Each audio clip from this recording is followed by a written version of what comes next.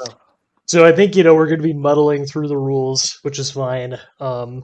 It is pretty, like, we can take it slow. It's all pretty intuitive. Most of the small details are in the power descriptions. And if need be, we can pause and, like, look at everything and figure it out.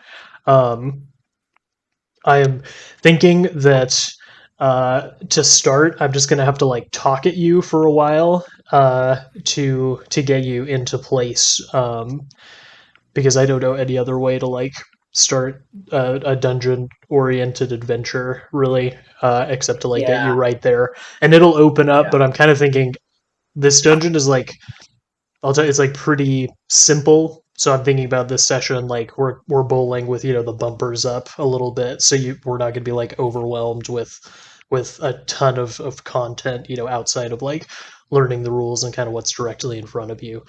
yeah. Um, so you're both Githzerai, and you're both these weird arcane outsiders. So you have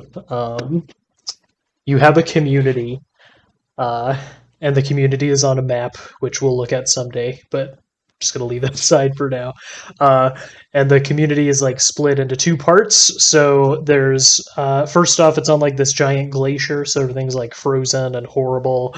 It's like eternal night or eternal day. I don't think there's like a day night cycle, and visibility isn't really an issue. So imagine that how you will. Uh, Stars are visible at all times. Uh, and so your community is split into two parts.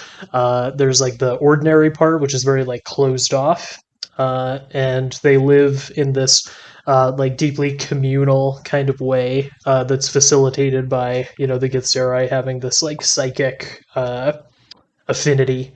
So people who are in the community are like part of this hive mind kind of, and you guys sometimes get to join the hive mind, but you're actually in the hunter's encampment, which is not allowed most of the time back home. It's actually when you go, you're kind of closely observed and kept away from most of the people in the main community.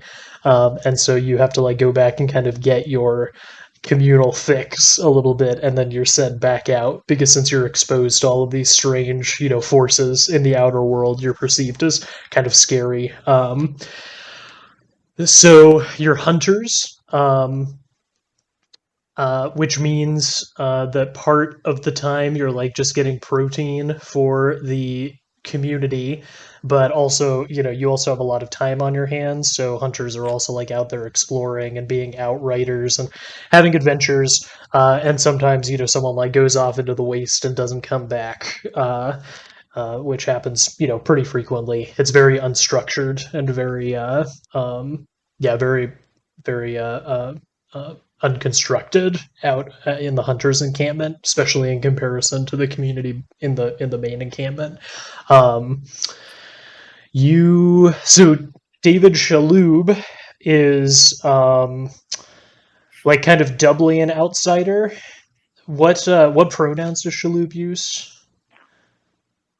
He. Yeah. Yeah. So Shal'houb, not only is an outsider because he's a hunter, but also because he's from this other religion. He's like from far away too, so you're like Yeah. doubly suspicious. And I'm imagining, I don't have like all of the details of the religion, but each of these gods has like specific ways of interacting with their worshippers. Again, the gods are like these living beings, right? They were mortals at one point, and now they've kind of ascended. And the Raven Queen is kind of scary, so I'm thinking that the way that you were inducted into being the Raven Queen's Avenger is that you had some kind of like orgastic sexual experience with her, and it gave you insight into the afterlife. So you go on like this crazy vision, and you can like see the halls of the dead and where the souls go after death. And when you emerge, you have from the experience, you now have this kind of halo looking thing that's non-Euclidean. It makes people kind of queasy to look at it Of because it's course, all it's like spatially non-Euclidean. wrong, and it's Yeah. like it looks like it's this circle of like bits and pieces of ravens, right, with these like obsidian black feathers, and that's kind of your mark, right? That the Raven Queen has blessed you. And then there's also, the local god who lives in the volcano nearby. He's like 3 days north of the encampment. Um, but you don't have anything to do with him. So you've got that. Um, do you want to describe Shal'houb, and just give us like the sketch? Yeah. Can I ask something about Yeah, the sort of like recent history of the Gitzerai? So like, what's the timeline of like they were like enslaved, right, by right. the Mind Flayer? What's like the timeline? Is that like generations ago? Is that like in Shaloub's lifetime, in theory? How old is Shal'houb? Like not in years, but Shaloub, young, middle aged, old. middle aged. Yeah.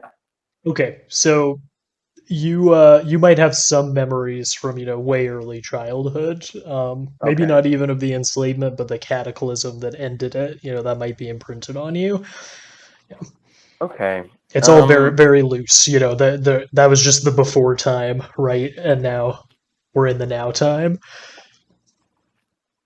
Yeah. So Shaloub just has an all natural look, just lets it grow. The only trim is like a near miss with a blade. You know what I mean? Um, slender, stealthy build. Shaloub's sort of combat style. You may have gathered just from like seeing the sort of sheet, right? Is like isolating a single foe and like hopefully critting them to death via like numerous magical markings and things. Yeah, Yeah, it's gonna be great. So and yes, the Raven Queen worship I was reading um like connotates this not indifference to death exactly, but there's like no moral judgment of death, right? If you worship the Raven Queen, so and yet my character has this like vengeance factor. So Shalhoub, I think, has this attitude of like he really doesn't tolerate oppression, right? And like suffering that is imposed is like a no-no, and yeah, Shalhoub will just like whack you without a second thought if you are like exploiting someone. Um, but like, but Shalhoub has a personal philosophy of like which suffering and death is like of the natural order and mm, is therefore like uh has no moral judgment and is like more than willing to like accelerate that variety of ailment, right? nice. um so yeah, sorry if I went philosophical on the character description, but No, um yeah, in terms of like I guess family and stuff, like I think Shalhoub is like a loner. Shaloub's been just like doing the 9 to 5 vengeance gig for most of for all of their adulthood and probably part of his childhood. Um, nice. so yeah, You got that's some like Shalhoub. battle scars Oh yeah, already. Yeah. Shaloub's always fighting.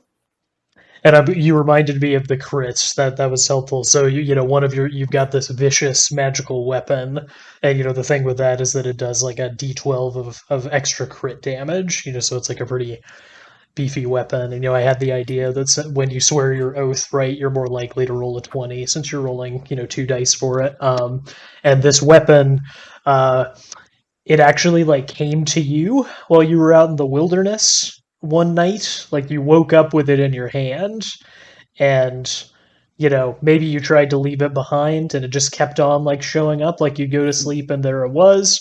um so it's kind of this, it has like some intelligence of its own, and Mhm. that's another reason people don't like you, because in the main encampment everything is very communal, and the way that they talk about you is they say his they don't say you're greedy. They say your sword is greedy, Mm, because even if you tried to pass it off to someone else who wanted or needed it, it would come back to you selfishly. So just yeah. another way that they're like, that Shal'houb guy, like, it's good. They're good as far as they go, but that's why we have the hunters encampment, right? Oh, I love that. uh, so excellent. Sam, for Aldred, do you want to like give us the sketch and any Yeah, backstory you're thinking? yeah. So I think, I mean, he's kind of a normal sized, like maybe a little smaller Gizeri, um, but he has like cool robes on all the time, and I think he actually spends a lot of time because he's kind of this, he was for most of his life like primarily a hunter and a warrior, but he has somehow like stumbled into knowledge of sorcery. So I think that's actually what he spends most of his time like studying and learning and practicing. So he's got, the he always has big tomes or whatever. I mean, I don't know, like if you're picturing bound books being like a normal thing here, but yeah, he carries around stuff like that. And Yeah, there are yeah, probably some books, but also like objects that have been carved. So like a book could mm, be, a staff, or it can be anything that you can write right. on.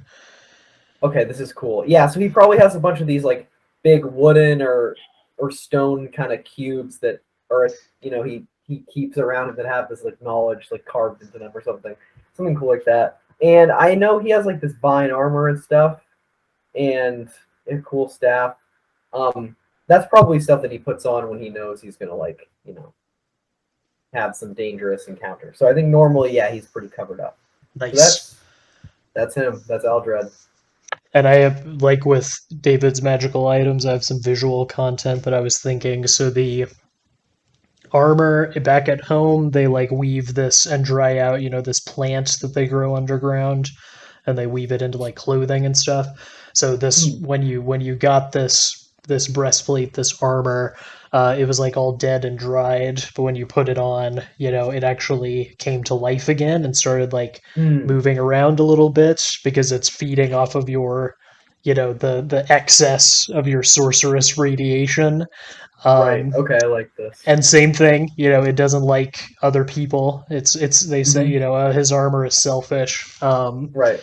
And you've got, this amulet that gives you a reflex bonus, and I'm thinking Hmm. it's an eye that you took, from a mastodon, or some kind of huge animal that you killed. And again, Hmm. you wore it for a while, and now it doesn't quite move necessarily, and you can't like Right. exactly see out of it, but Hmm. you kind of like, if something comes at you, it's like the eye, you react to the eye a little bit even before your own eyes Yeah, notice it. I like this. I like this. So yeah, so I guess probably then this vine armor stuff is probably on all the time under his like big robes. So his robes have probably he's Nice. probably like upsized them in the past year because this stuff is always like on his body. Oh, Okay. nice, Yeah, this is nice. cool. Okay, so yeah, we got some weirdo outsiders. So let's get you to the dungeon so we can actually like play this thing. So you let me check my notes. I'm sorry that I have to talk so much, but I like just don't know any other way to I to think get you here. yes, I think it's what you have to do. Yeah. Okay, so you've over the past season, these animals that you hunt, which are like these small feathered dinosaurs that like are very fast and very hard to catch, um, and like pretty stringy too. But they travel in these big flocks. So if you can find a flock, you can bring several down and uh, bring them back. You've noticed in the past season that they have been more and more scarce. So their migration patterns have changed, Hmm. and so the The encampments are like on the edge of the glacier, and then there's like just this enormous waste, that's on top of the glacier, and cutting along that edge is like the migration path for a bunch of different animals. These are the ones that you hunt because they're not as dangerous. Some of the other critters. Um, so you've seen that these migration patterns have shifted. There's also been, talk in both camps that people have heard um, strange things from the buried dragonborn city that is nearby. There's like this flash frozen dragonborn city people don't go to because it's haunted.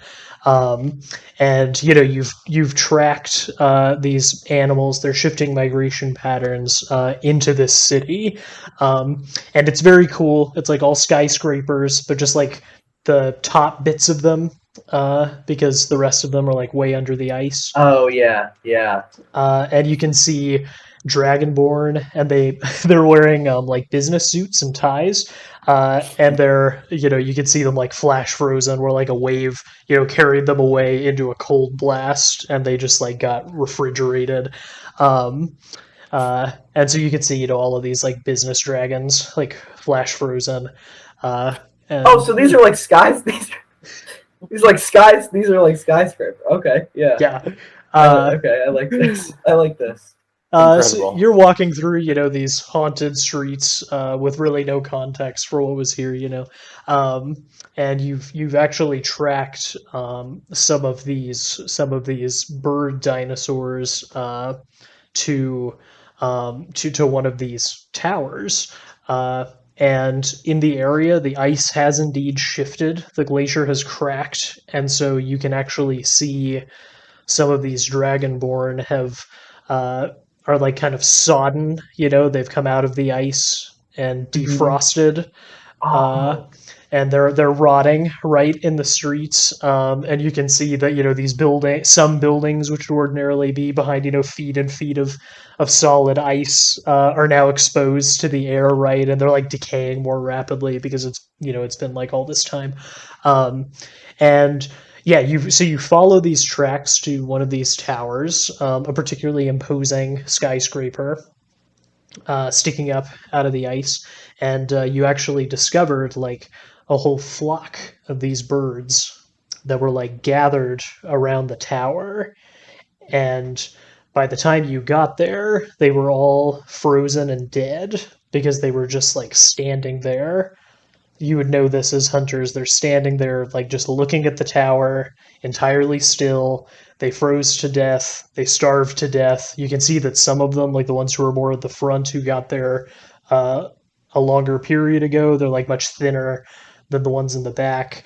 And some of them might have been still alive, so you might have killed a couple, stashed them away. But yeah, they're all around this tower. And just like the rumors in back at the encampment, there is like this weird kind of witching light coming from the windows at the top of the tower, which is like 2 or 3 stories oh up. yeah, Um, yeah. uh, and yeah, that's where you're at. So you are you're at like a broken open like service door in the side of this building. Maybe it was like a fire escape or something at one time. Um, Leading, into the building. You can see the stairwell through it. Um, and outside of the tower, you can actually see like 3 or 4 of these thawed dragonborn. The tops of their skulls have been sliced off. Their heads are empty, and they've just been kind of unceremoniously dumped outside of the doors of this building. And so they're just like Oh scattered there, along with all of these statuesque, frozen dinosaur birds. Um, yeah. and then yeah, this is where you're at. Okay. Whoa. So, um, I think. Well, so I have to ask a few questions. Totally. Are we? Is it? It's just the two of us, right? Mhm. Okay. And do we ride like some kind of thing, or are we kind of like foot? Yeah, I think you Hunters who travel on foot, at least for we the travel with. moment. Okay. So now what's these? I know there's quest rules in this game, and I really meant to read up on the rules more this week, but No, you're just fine. didn't have time. But I mean, Aldred obviously wants to, I mean, is it a quest to say I want to go and find, like discover the mysteries of that light that you just described at the top of that? I mean, Oh yeah. okay, because I think Aldred is standing, there's this ring of these frozen, dino things, and Aldred is kind of mimicking their posture, looking up at this, and he's kind of murmuring to himself, and he puts like a hand on Shal'houb's shoulder, and he like points with the other one, and he's like, we can, we can send word back that there's a good supply of frozen meat here. But first, I think it would be best for us to find out what's up there. And then he's like, kind of like pulls himself out of his reverie or whatever, and he's going to go and, of course, look at these fucking dragons on me. It's kind of weird. They have their top of their head cut off. Nice. So that's what he's doing. Sorry, I just like monopolized everything there, David. No, you're good. I think Shal'houb is definitely like, you're talking about the migrations. I use the words like the natural order, right? Like I think Shal'houb is attached to some of the like routines of this place, and this is really unsettling. Like this is the kind of death that requires some investigation to make sure its sources are pure. Ooh, yeah. So yeah, I'm convinced. There's no ego involved. I just need to make sure this isn't, going to set things off balance.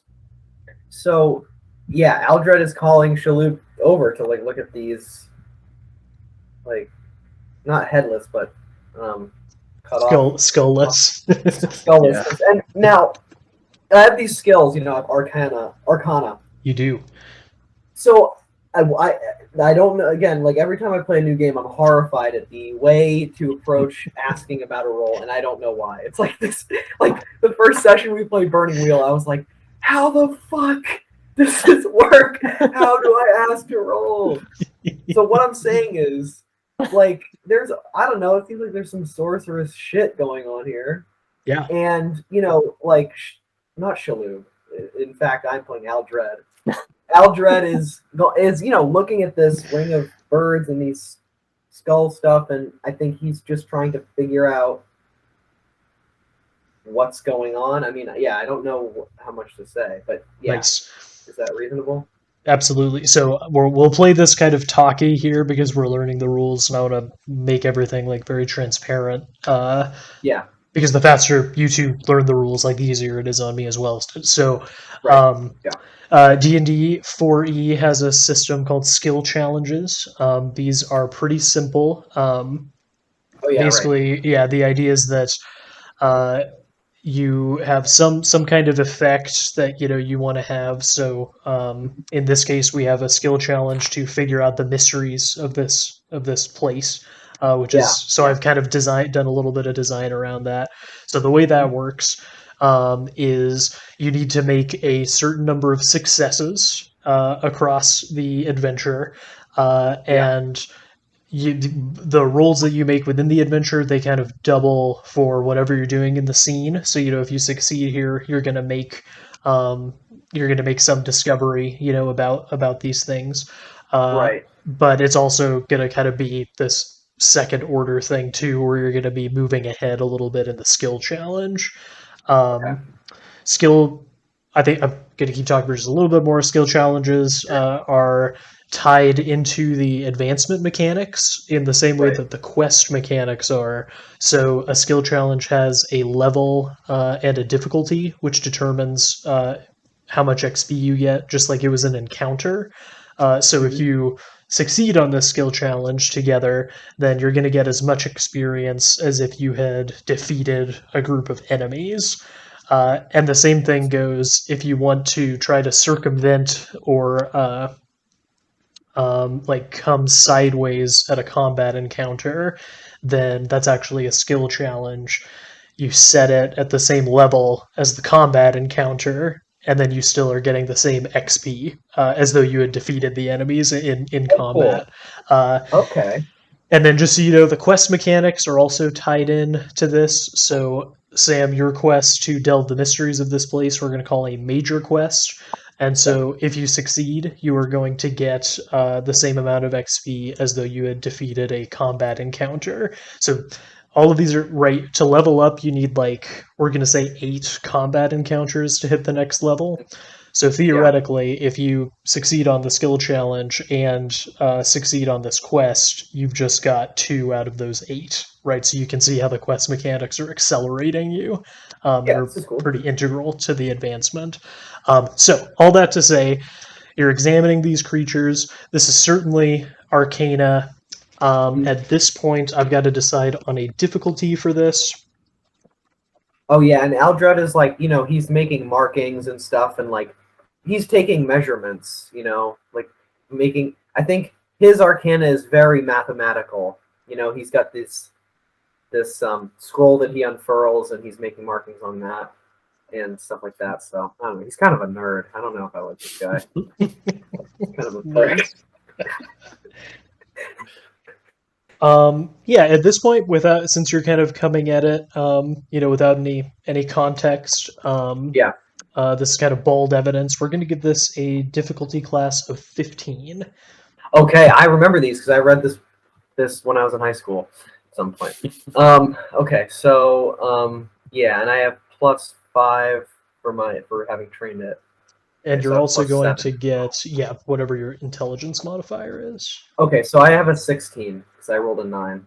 Ooh, nice. Okay, Yeah. so we're going to count a success on the skill challenge. Oh yeah, are you tracking that, or should I be tracking the skill challenge? I can track it. Oh yes. Okay. Okay, so you're coming at this with Arcana.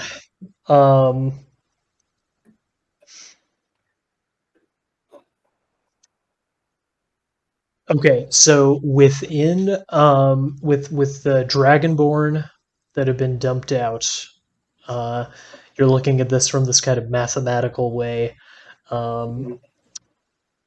and so you find that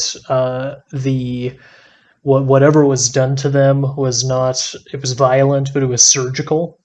So everything about these the emptying of their skulls was done with extreme care and precision, and you can actually see again, I'm just thinking, like, really coloring it in, like you can see the arteries and veins that would have connected to the bits that were removed were like carefully sheared away. Nothing was torn, right? And on all of these, there's this surgical kind of obsessive precision to the removal. Yeah, Aldred when he's doing this, he takes off his hood and he flips down this little like microscope, like these microscope goggles.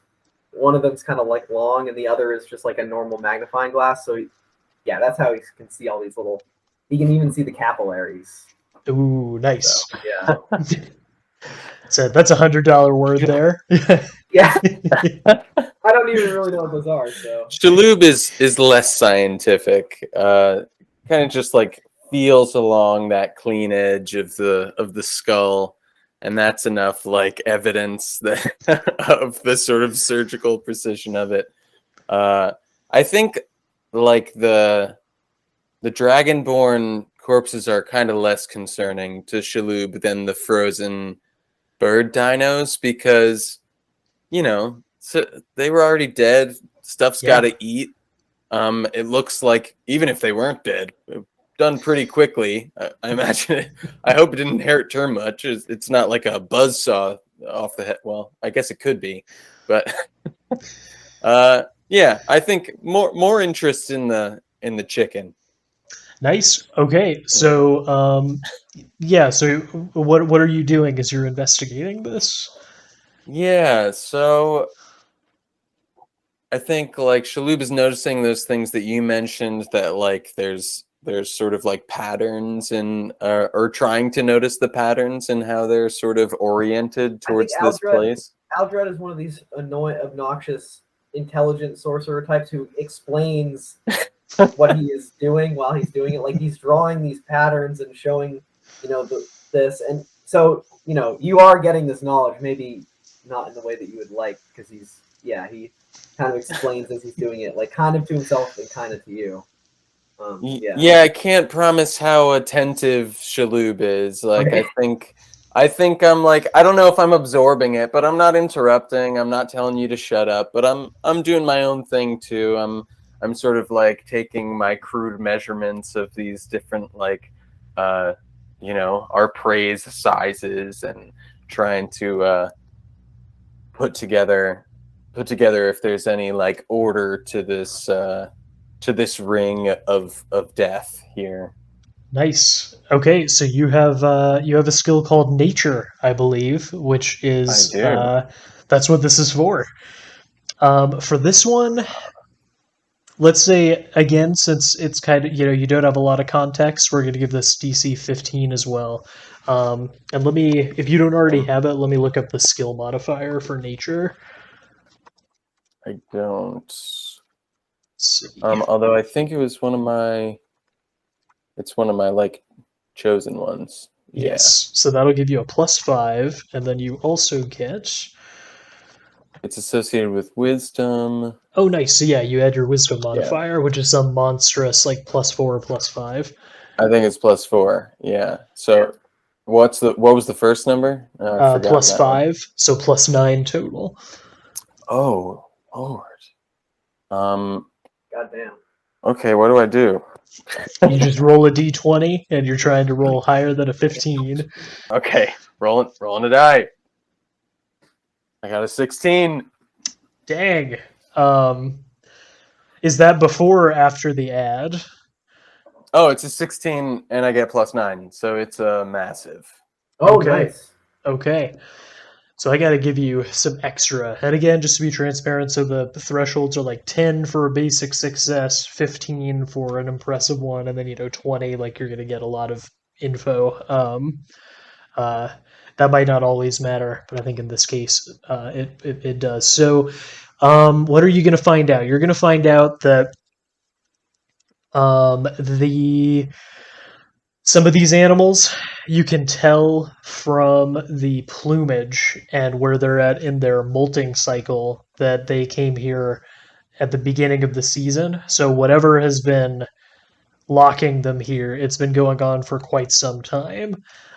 So again, the ones at the front who came here most recently, they're like from all the way back at the beginning of whatever this season is. The seasons are kind of slippery. And then the more recent ones, like really like just rolled up. So whatever this happening has been happening for a long time.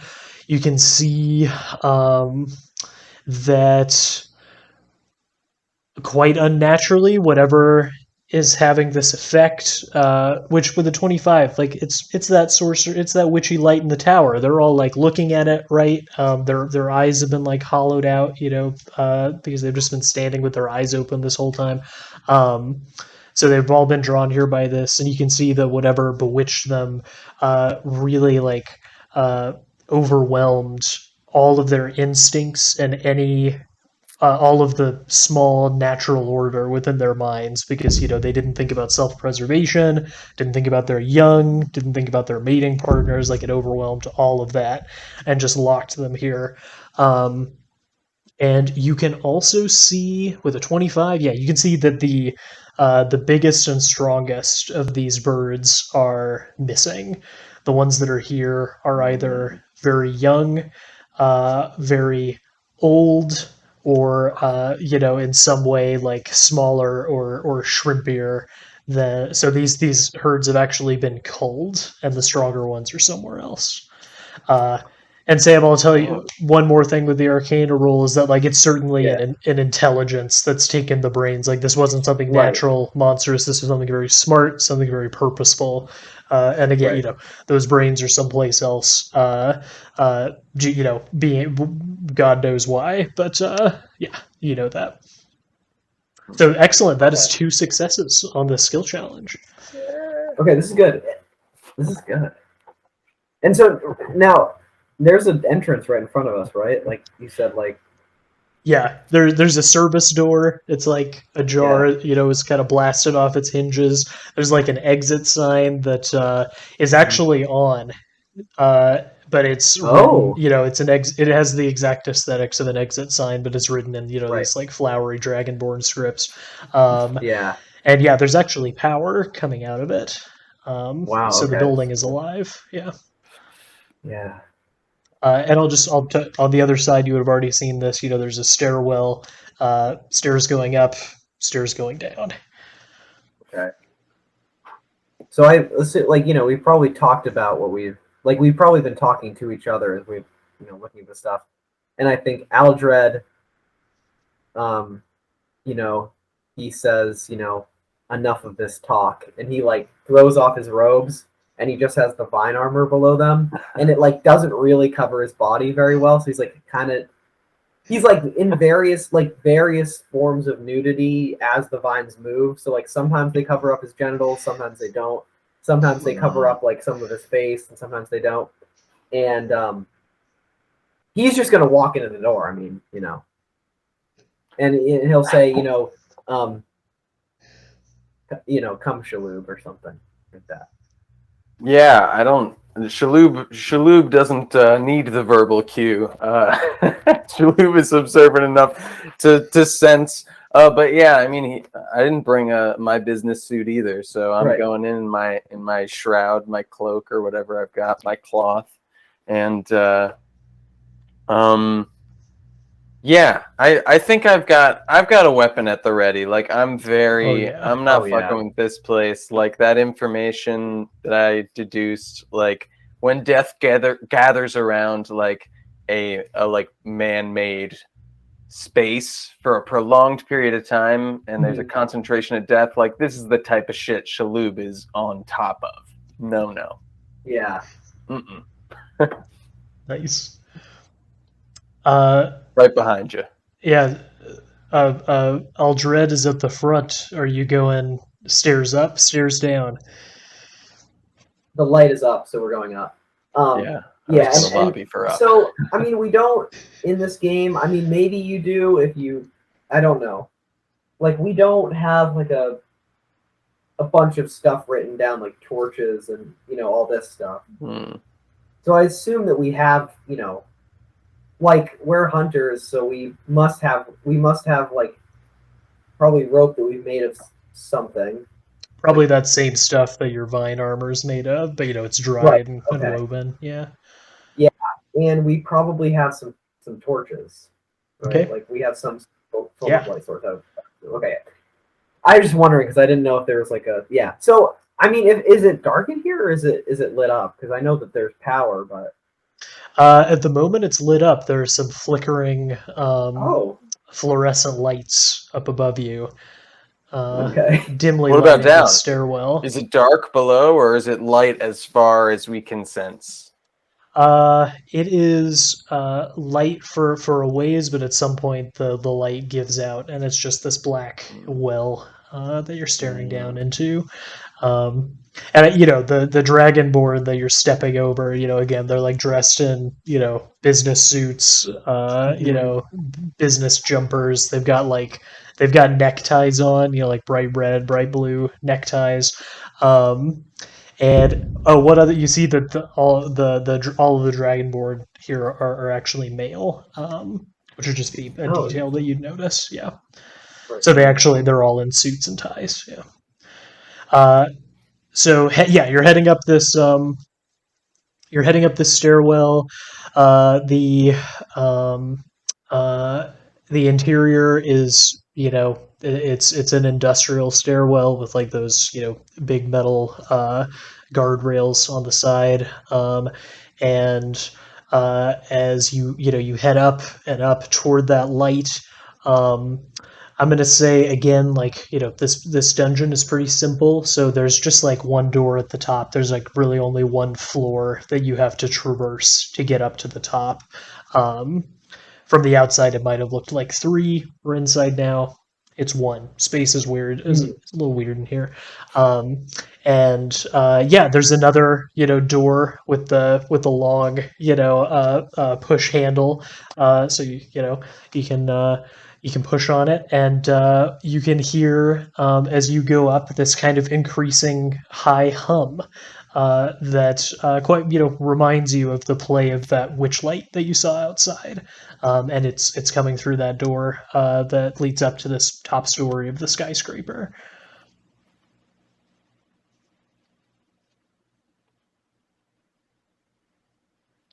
I'm looking at Aldred like, you're the one with the fancy armor, man. Like, lead the way. I got my shit ready. I'm ready to go. I got the sling. I'm right behind you. I'll shoot over your shoulder. Yeah. Okay. Yeah. So I don't like this. This noise is creepy. I think Aldred has like this look of fear, in his face. Yeah. He's. Let's see. Do I have any like powers I should use? No. Probably not. Mine are all once the shit starts really happening. Yeah. Okay. Yeah. He is. Yeah. Pushing through the door, kind of really slowly, and like peeking his little one eye through as he's doing it. Oh, nice. He's not a very. Yeah, he has his eye with the the mag. No, probably just his eye. Yeah. Yeah, you open it up, and this witch light like falls out of the room into your eye, and silhouettes you. So inside, I'm actually going to share a map. We're going to do this in the most. It's as close to analog as I can get. If I could mail you just physical copies of this map, I would. But that would be a pain in the ass. So you're going to be here. I'm just going to share it through Discord.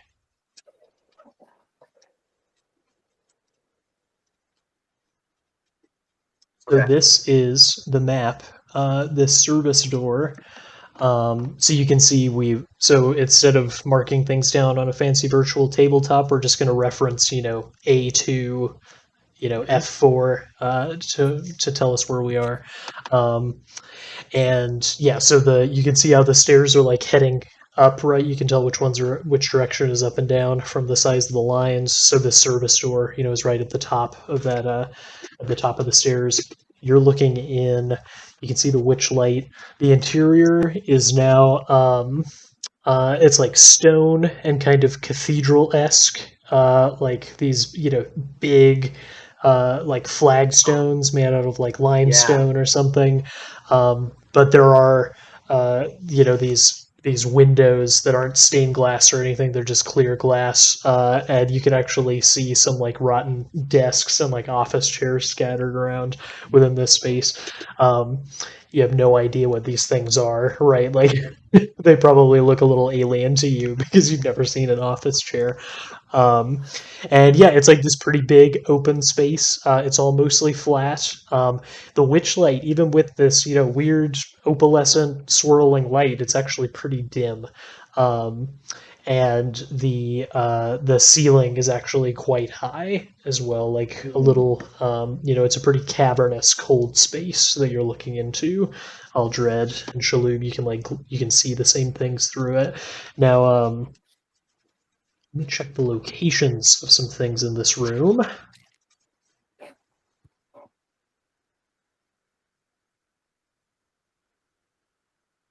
Okay, so yeah, Aldred, you can actually, as you open this door, to your left in square A1, you can actually see and it's that half square, so it's like in the niche. Yeah, you can actually see the source of this light. And from this distance, it just looks like this. You can't see much detail. It's just this like pillar, this kind of crystalline pillar that's mostly made of this, swirling witchy light. So it's over there. Cool. Okay.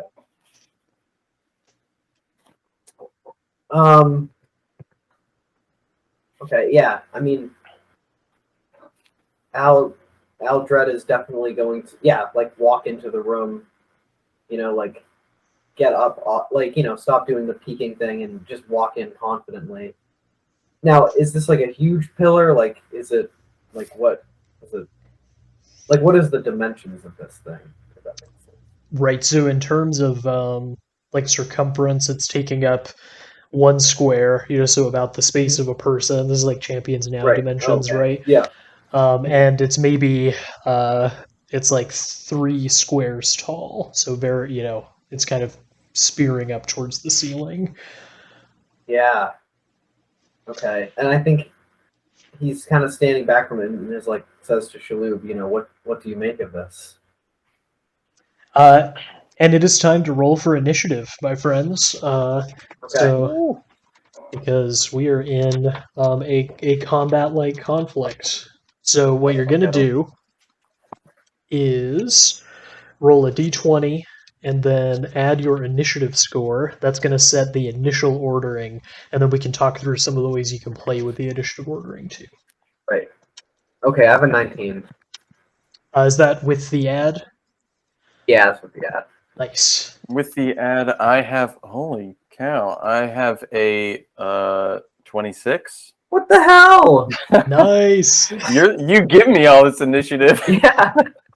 I rolled a 17 with a +9. So good. Yeah. Oh, you got a +9 too? Oh my god. Yeah. He's got Yes. a crazy high dexterity modifier too, if I recall. Oh, okay. Yeah. Very cool.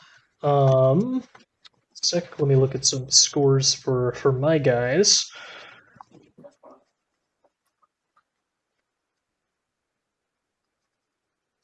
Nice.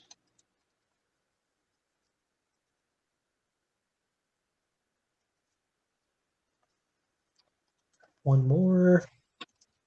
Oh, that's too bad.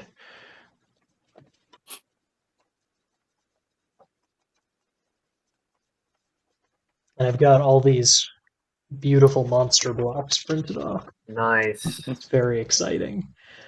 I'm gonna definitely print out my powers for next time. Like, oh man.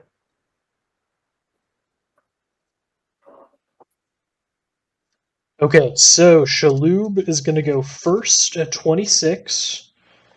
Eldred, you're going to go next at, you said 16, right? 19. 19, excellent. Yeah. And 1, then, 2. unfortunately, my guys are going after you, which is too bad. But I'll survive. Okay. So initiative. If you want, there are some ways that you can play with the initiative structure. So it looks kind of fixed, but you can actually mess with it. So there are 2 ways. You can either take. Okay, so in your turn, you get a standard action, a move action, and a minor action, and then any number of free actions within the turn. Free actions are like saying things, looking around.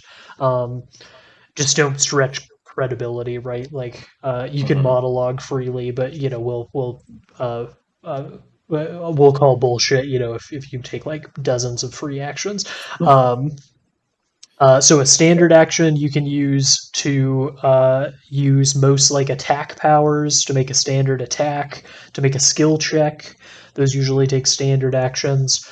A move action obviously lets you move, and then a minor action lets you do things like take out items. Drinking a healing potion is a minor action. And perception checks, I need to check. Those actually might be minor actions as well. They might not be free.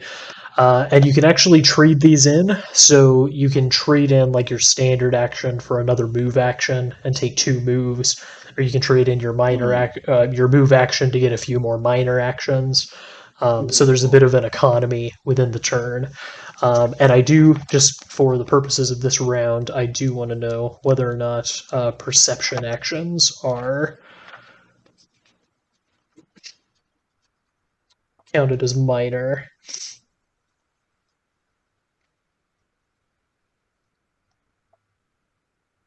Okay, cool. So minor actions: pulling an item from a pouch or sheath, opening a door or a treasure chest, picking up an item that is adjacent to you, and then free actions are speaking a few sentences, dropping a held item, letting go of a grabbed enemy, and we will find out.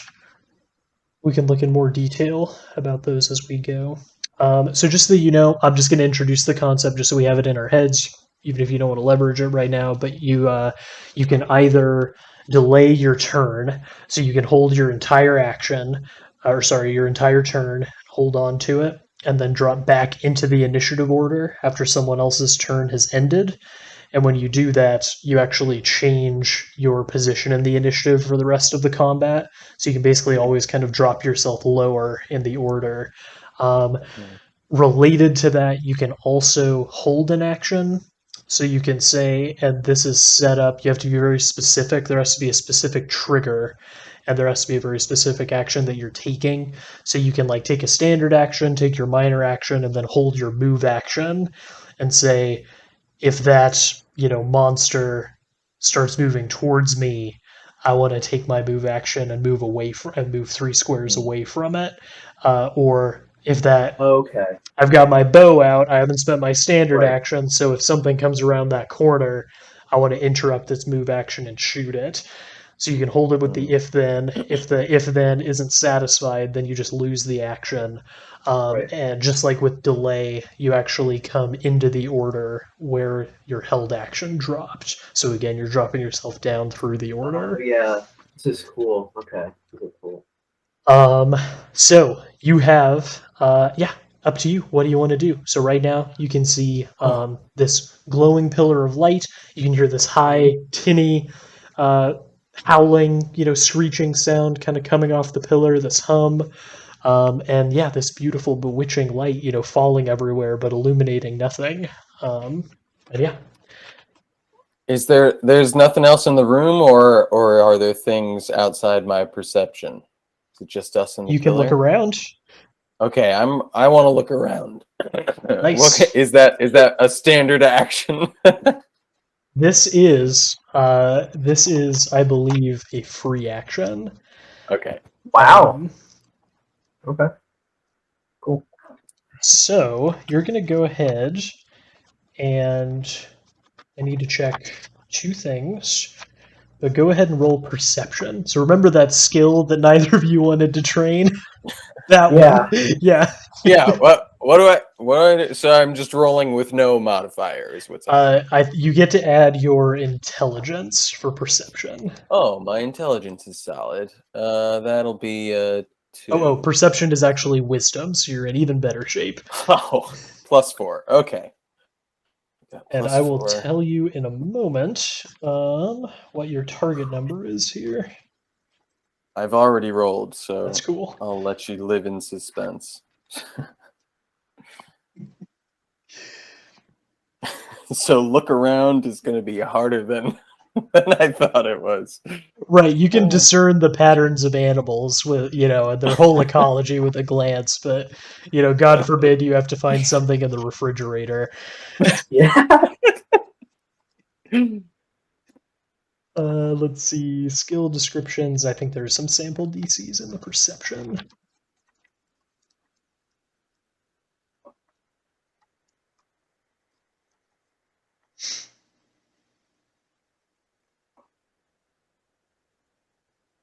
Okay, nice. What did you get? So with my +4 modifier, I've got a resounding 9. No, that's not even a standard. That's not even a standard success. Yeah, I'm blinded by the light, I Yeah. guess. And we're gonna say, it's really up to you how you want to do this, but the failed perception roll we will treat as a constraint. So just take it in. The fact that you haven't spotted something as you take your next action. Yeah, okay. Well, hang on. I got to look at some powers here briefly.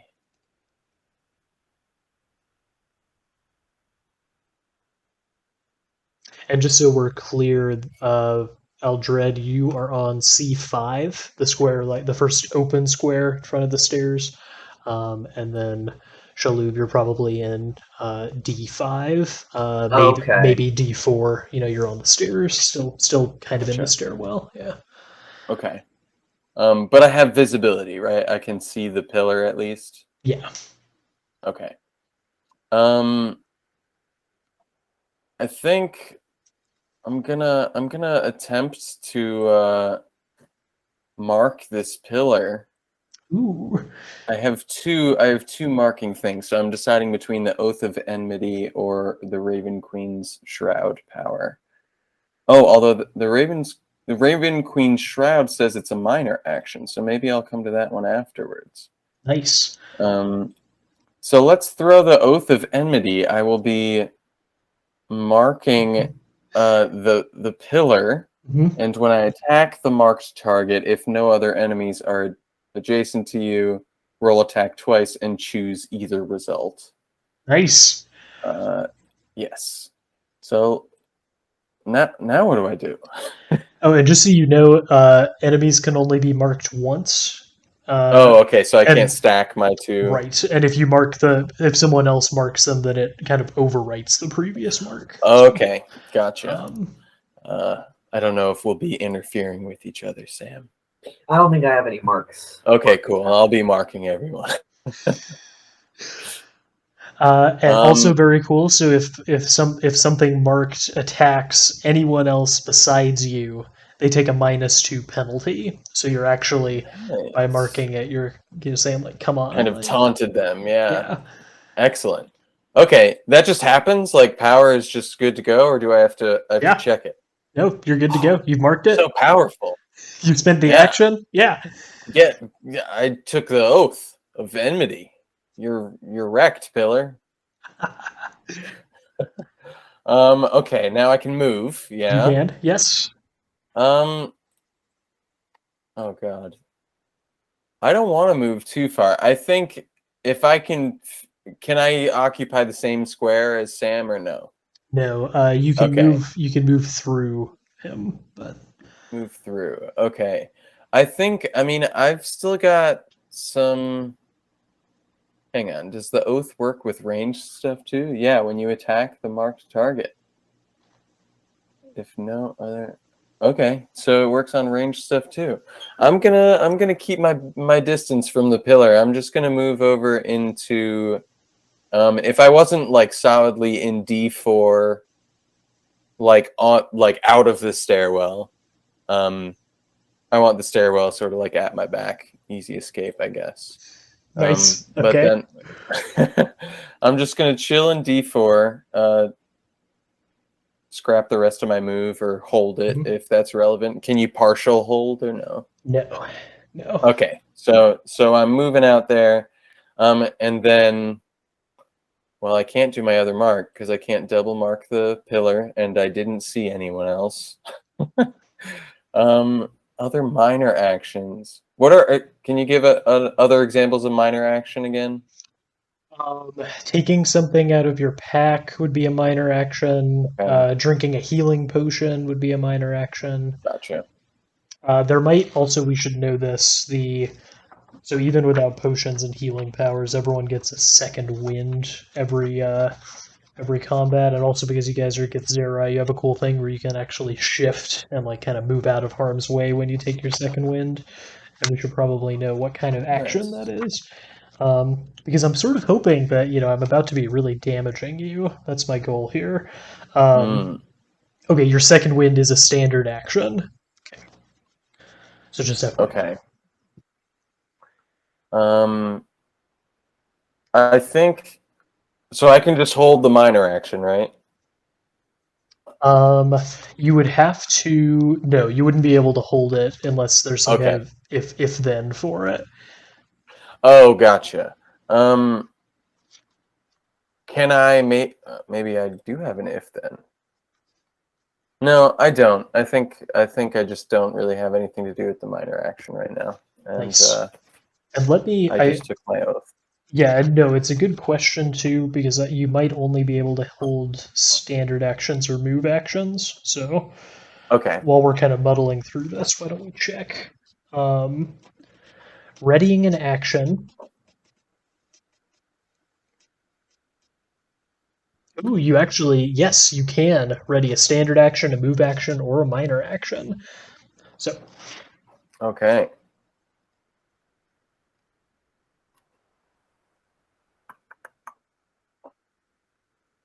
Yeah, I don't think it changes my possibility at the moment. My only option would be to override my previous mark. nice. Just gonna let that one sit for the moment. Very cool. Aldred, your turn.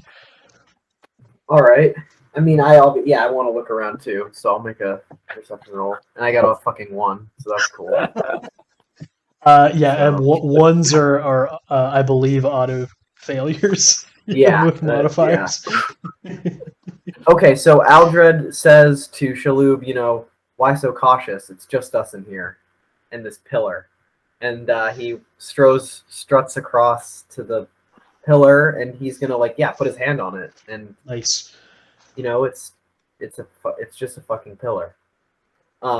So I want to make like an Arcana check maybe on it to see what it is or something. I don't know. Is that a reasonable thing to do? Okay. Yeah, so you're like really examining it. Yeah, hand on it and what is this thing? So I get a 5 plus 7, so I get a 12. Okay. Interesting. So we're actually this would count, I believe, toward our skill challenge. So you've just made the first failure on the skill challenge. Yeah, so what happens?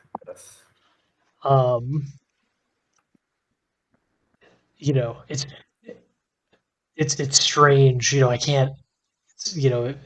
It's speaking some language I can't understand, or I've never encountered such magical energies before.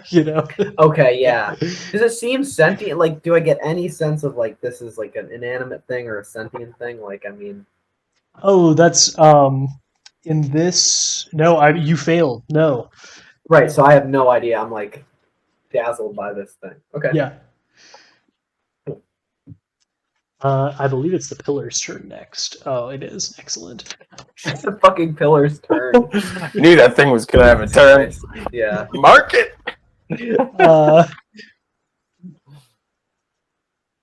Okay, so it's gonna attack. Who's it gonna attack? It's gonna attack Aldred here. Yeah, of course. I'm getting all of his fucking grill.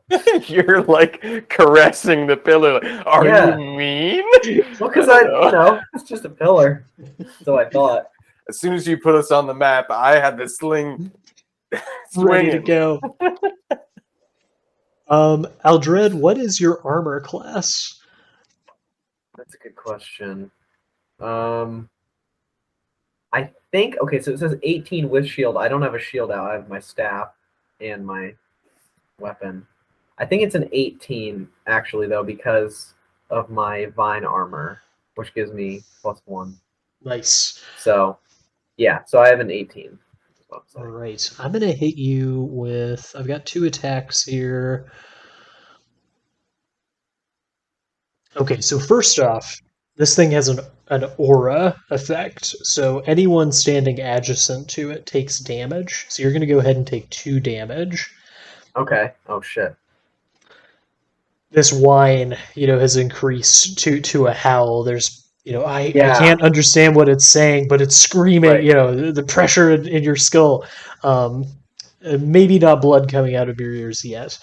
And it's going to go ahead and make this attack. Ooh, it actually got a 23. Oh shit, okay. And so it is going to this light leaps out of it. It's kind of the howl is increasing. This light is becoming more intense and heating up. And you are going to be slowed and deafened, so you can no longer hear this thunder. Now your ears are bleeding. This thunder has deafened you. And you can now only move 2 spaces. You've been slowed to a move of 2. Both of those on your next turn, you can make saves against them to try to Right, shake them yes. off. Yeah. And then it is going to. Oh, actually, all it's going to do is slow and deafen you this turn and hit you with this aura attack. Okay. Then. Yeah, so Aldrad is shrieking and he's like holding his. I think a lot of the vines that are on his body kind of move up to his face and stuff, and he's like this. Ooh, nice. I He love hates that. it. And he's like, the pillar! It's a beast! Meanwhile, Shal'houb. What is, let's see what I want to use here. Yeah, what's your armor class? Oh boy. My armor class is 14. Ooh, I like to hear that. Okay. Oh, damn, that's low. Ooh, 19. I almost 27 almost total. took a feat. Oh no. So you don't even see what hits you. You just, you're hearing, Aldred like screaming and, this horrible, high whine. And then you hear, this whoosh from the darkness above you.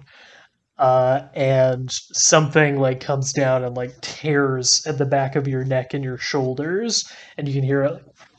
And then it's back up there in the darkness. And you don't know. You missed your perception check. Like, you don't even see this thing when it hits you. I hate that. And it is going to do. And just to make sure, did everyone add their Constitution score, their total Constitution to their HP? I added 0 to my HP. Cool.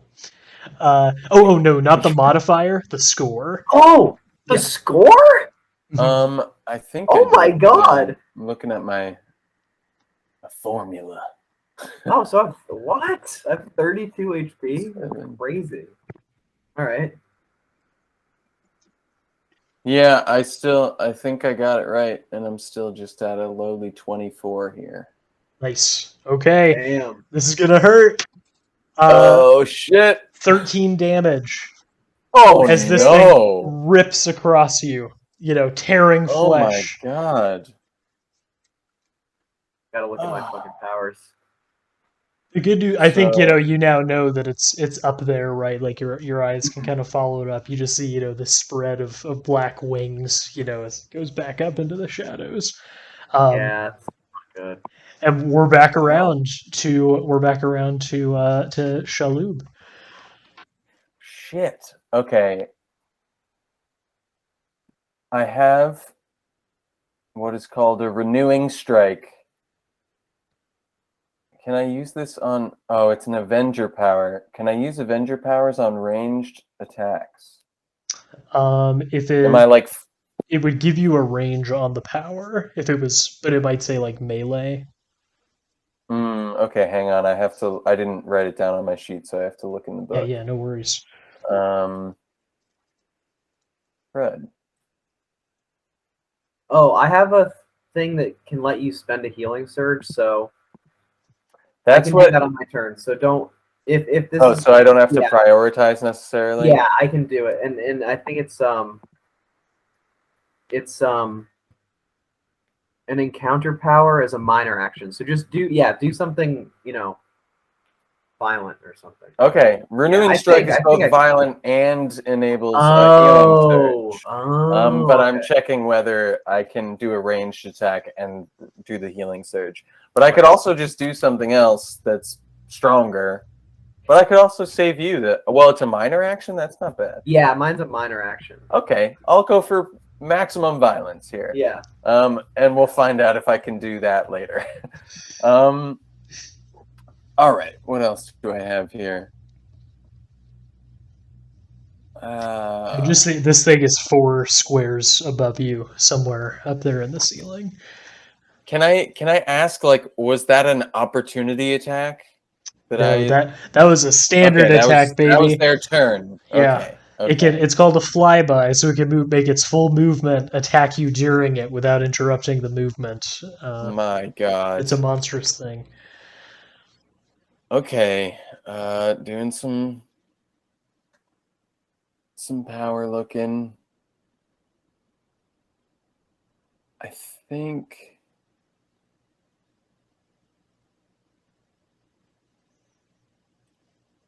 Oh boy, I don't know if it's better to be near the pillar or far from the pillar.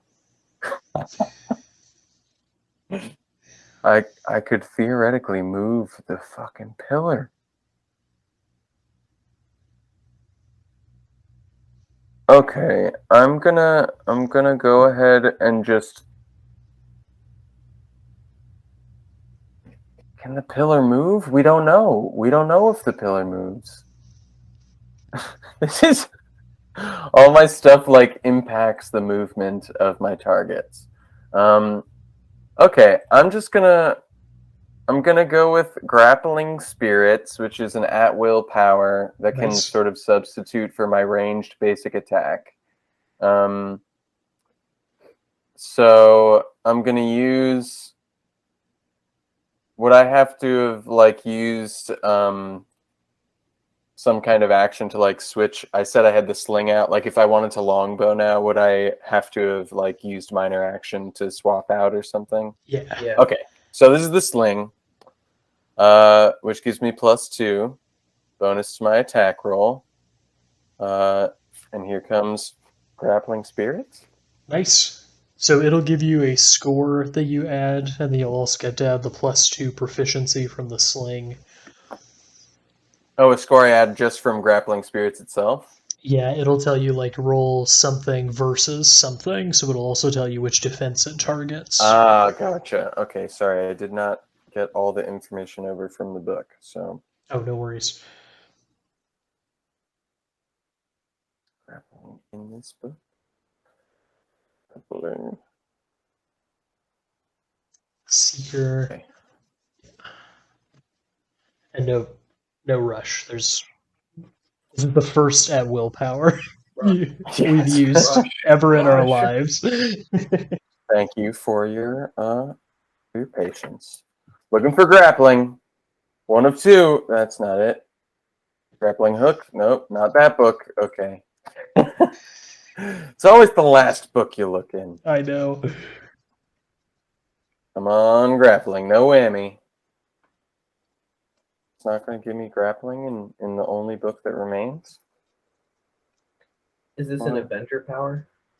Mandef. This one is Yes, it is. Seeker. Seeker attack 1. Okay, at will, primal weapon, standard action range. Target 1 creature, wisdom versus AC. Nice. Okay. So that's the pillar's armor class. You're attacking the pillar. That's all I can see, right? I'd love to you attack could the thing also in the. attack the thing up in the ceiling. You can't see, Okay. so I can it's see in the dim thing. light, so you can't see exactly where it's at, but you can still target it. You can still attack it. You just get a -2 penalty. A -2, which counteracts the sling. Okay, but I'm using wisdom, which is my strength. Okay. I'll attack the thing that fucking sliced the back of my neck. That sucked. And I rolled but didn't look at it. Now I looked at it. It's an 18 plus my wisdom plus Ooh, 4, 22. That's a hit. Sweet. Big time. Yeah. So how much damage do you do, and what are the effects? Oh yes, damage. The sling doesn't get a bonus to the damage. And yeah, just so in each attack power, it will generally tell you either a number of dice to roll, or it might have a notation that's like 1 W in brackets, and that's the weapon damage dice. So it might tell you like do 2 weapon dice damage. You read that, and then generally it'll also give you like a plus something, and then also have So I some got kind 1. of effect. Gotcha. One wisdom, 1 W plus wisdom modifier damage. Ooh, nice. So 1 weapon die plus the wisdom modifier damage, and the target is slowed and can't shift until the end of its next turn. Oh, That's good. that's really good. Yeah, I'm happy with that. So I've got to look at what my sling's die is. I think it's a D6, but that also didn't make it to my sheet because I overlooked everything. Oh, no rush. Slowed, no shift. Until the end of its turn, you said, so it doesn't like roll for a save or anything. Yes, until the end of its turn. Cool. Can't believe that this was an edition of D&D that they tried to sell this to just like average people who would go and buy a game at like a store. You know what I mean? Like this is, I mean, I'm into this, you know, but like, It's a little surprised. Kind of cool. It's kind of cool. It just seems like a lucky mistake that it happened almost. It's, I think the assumption was you'd have one, the DM who would kind of be everyone's computer, Right. and like help everyone with the math. Maybe that's Yeah. unfair, but that's kind of how I imagine it going down at a lot of tables. Yeah, I don't think that's unfair at all. Also, this game is like one of the most reviled role-playing games ever, so It's working great so far. Yeah, I know. It's really weird, but like people just hate it. Hate it. Why can I not find this link? Okay, I was right. I found this link. It's a D6. I just found it too. A D6. Okay, I've got a bunch of those. Rolling a D6, and then now I've forgotten what else you said happens. 1D6 plus your wisdom plus my modifier wisdom damage. Yeah. Okay, which is 4. So I'm rolling my D6. It's falling off the desk. I'm rolling it again. It's a 3 plus 4. Nice. 7. Excellent. Okay. And just one other thing, every creature in the game has a status called bloodied. It's kind of a small mechanic, but when you go beneath your half of your health, you're bloodied. Some classes will give you special, things that happen, and some monsters will actually switch up their behavior or their powers when they're bloodied. And I will tell you whenever you bloody something, so you always have an idea of kind of where you're at, right? Even if you don't know the exact numerals. Okay, excellent. So here's a funny thing. Aldred, you don't know that this is happening behind you. Yeah, you're deafened. You don't hear it. So I don't know to heal Shal'houb. Oh shit! All right, this is funny. Okay, okay. So it's Aldred's turn, right? It is. Okay, so I'm gonna roll a successful saving throw first. Nice. Because I got plus. Oh, and you make saves at the end of your turn. Fuck this game. This game actually sucks. This game sucks fucking ass. Let me double check. Shit. But you have to suffer. You have to.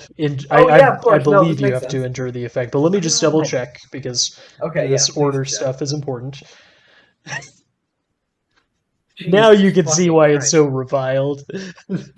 Yeah, I'm now right now getting my torch and pitchfork and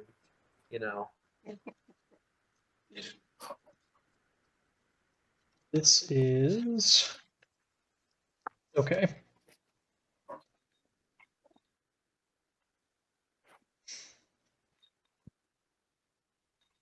Getting my prettiest dice ready.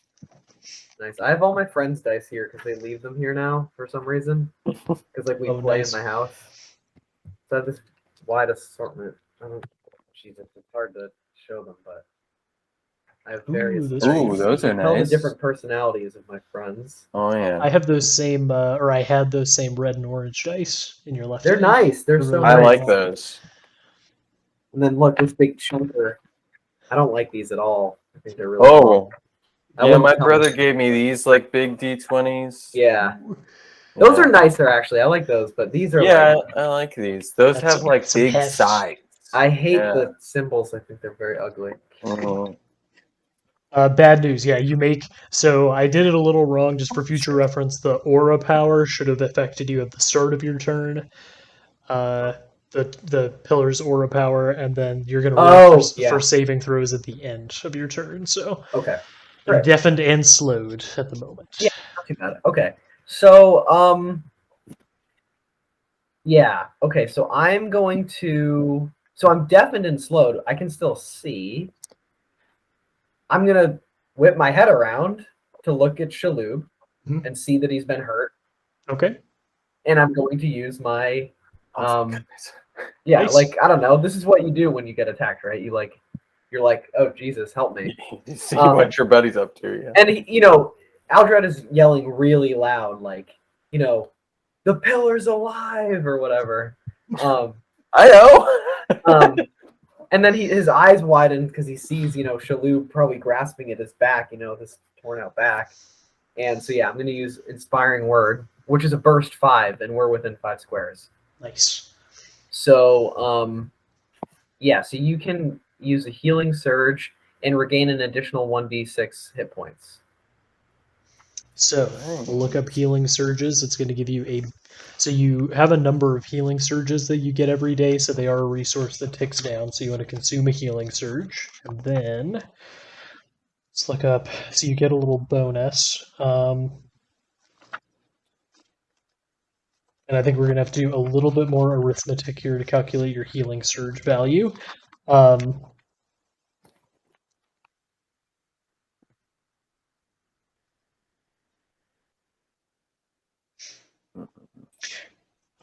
One quarter of your maximum hit points rounded down is your healing surge value, so you're going to get that back automatically, and then roll a d6 because your buddy gave you this inspiring word. Okay, so it's going to be 6 plus my d6 roll, and where's my? Oh, it's in front of me. 6 plus 2. All right. That's pretty good, actually. I'll take it. Yeah. Yeah. Great. Okay. So, just like, okay. And I'm, in terms of color, I'm imagining that this is just, you're saying like get it together. Like there's not really healing happening. You're just like yeah, exactly. It's getting like we're your wits locking back eyes. about you. I think it's funny because it's like it's actually the fear in Aldred's eyes, right? That's doing that. That's inspiring Shal'houb rather than like some particular like nice thing. So yeah, I'm gonna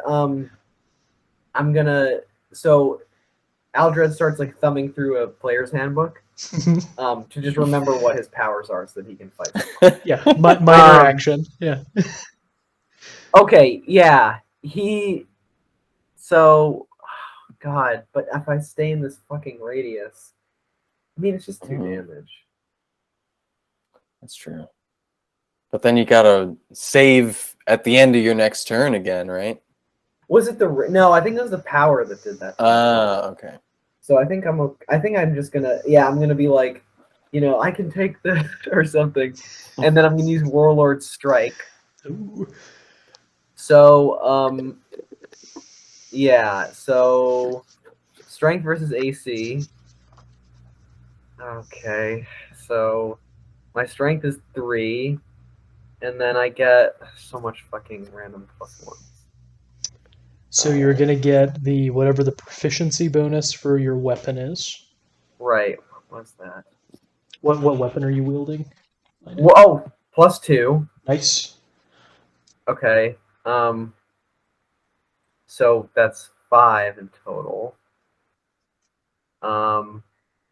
Okay. So just +5. Okay. That doesn't feel too good. That feels low. Oh my god, I got a 9. Just missed it. So you actually don't miss this thing, but you strike out and like you hit some metallic part, and your blade like clangs off of it. Yeah. Right. Okay. And that's if I move away, it's gonna do something bad to me. Okay, I'm gonna shift. Can I shift when I'm slowed? Let's find out.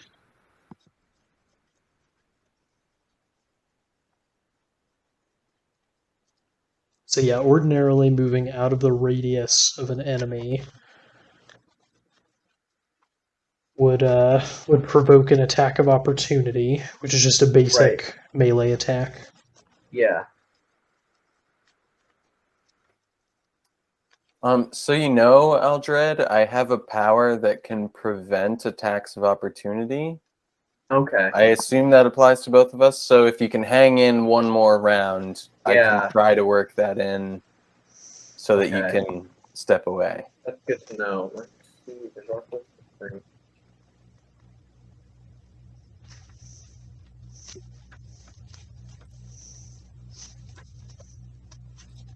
Okay, so shifting is a move action, so you actually could spend your move action, and let's find out if you Okay. can shift when slowed. Let's just check. Right.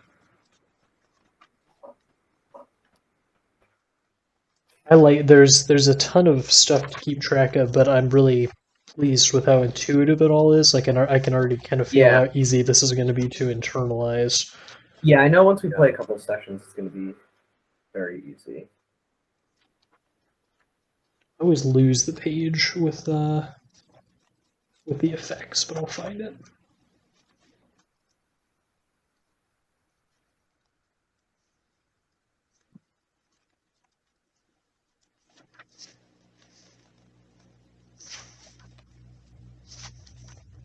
Here we go.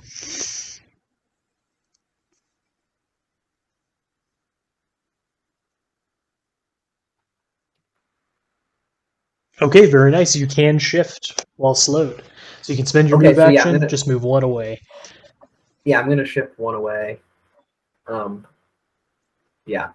And where were you were in like B2, is that right? Like right in front of the niche? Yeah. Okay, which square So are you I going to shift into? So I guess I shift to C3. Nice. Okay. Yeah. Oh, never mind. Sorry. Oh no, I think I'm right that I made a mistake, and that one of my powers may have triggered during Oh, nice. as a result of Aldred's action. Ooh, what is it? So it says immediate interrupt, and the trigger is an ally within 10 squares of you makes an attack roll against your Oath of Enmity target. Oh.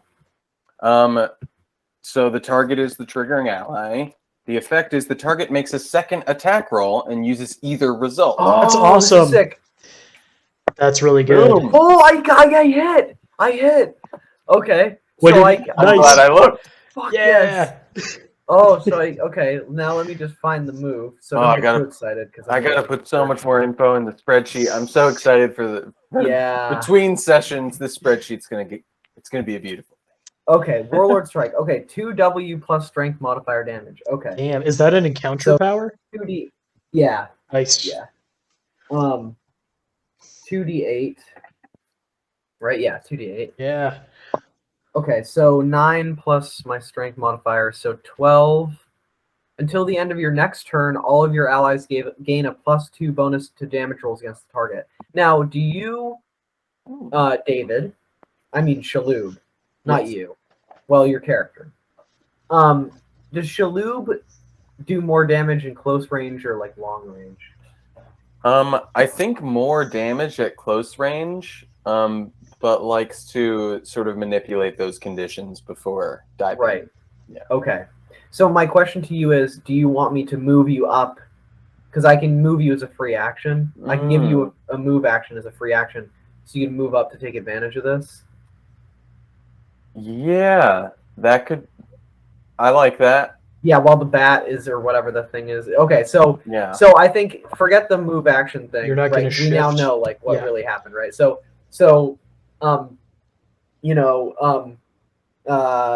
What's his name? Aldred. Aldred. Aldred like smashes a what weapon does he have anyways? A warhammer. He like smashes a chunk out of this thing, I assume, or something like that. I mean, I don't know. Yeah. And then he's like, quickly, Shal'houb. And he so he's using Knight's move, so you get a move action as a free action. Nice. And you said you did 9 damage to this pillar. 12. Nice. Okay. Very nice. And so yeah, you can move wherever you want, but he's calling you to come to his side. Yeah. So the pillar's still in A1. Where are you at? B1 or Yeah. something like that. B2. Okay. Right B2, in front B2. of that niche. Yeah. Okay. I'm gonna So my move is 6, right? I'm gonna go all the way. I'm gonna go to B1. I'm gonna put. I guess in theory, you between me and that bat fucker. Yeah. Oh, cool. Okay. Yeah. Yeah, and Shal'houb is like, obviously not Shal'houb. Jesus, Aldred. Like he can't hear you, but so he's yelling at you like, just bear the noise. Let's strike this thing down quickly. So now I'm gonna make my saving throw. Nice. Okay. So you're I gonna don't wanna make be struck. 2 saving throws. You're trying to roll over a 10. Yes. Okay, and I get a +2 against this for saving throw against being slowed, Nice. which I succeed at, and then the Excellent. deafen thing, I also succeed at. Oh baby, Ooh, nice. Everything is changing for me. So yeah, not Shal. I keep saying Shal'houb. It's a good name. Yeah, it's a good name. Aldred is, I think, solid. yeah, Aldred is like, I don't know, he's just like regaining his confidence, and he's like, he's putting his mind into that steel place that he can put it. He like gritting his teeth and stuff. So yeah, all right, that's his turn. Oh, awesome. Okay. Now, oh wait, I get to go now. I get to do things. This is great. Yeah, this is fucked. I'm liking this game more by the minute now that it's my turn. Yeah. Yeah, you started liking it a lot when you started rolling 27s and stuff. Yeah. Oh yeah. At least we both got hits in. That was something. Yeah. Okay, so the pillar is going to attack now, and it's actually going to attack Aldred because he's still right in front of it, and he just struck it. Sure. And we're gonna say yeah. that this attack, it's like feedback, right? From like, say you strike and you do Right. some damage, and like this energy pours out on you. Yeah. Oh yeah. So this is gonna be +8 versus your will. Where's So my who? Your will defense. Your William. Okay. Yeah. My will. Okay. +8. This thing's fucked up. What am I trying to hit? 15. Ooh, I like that. Okay. I get an 18, 26 total. God damn it. Okay. Okay.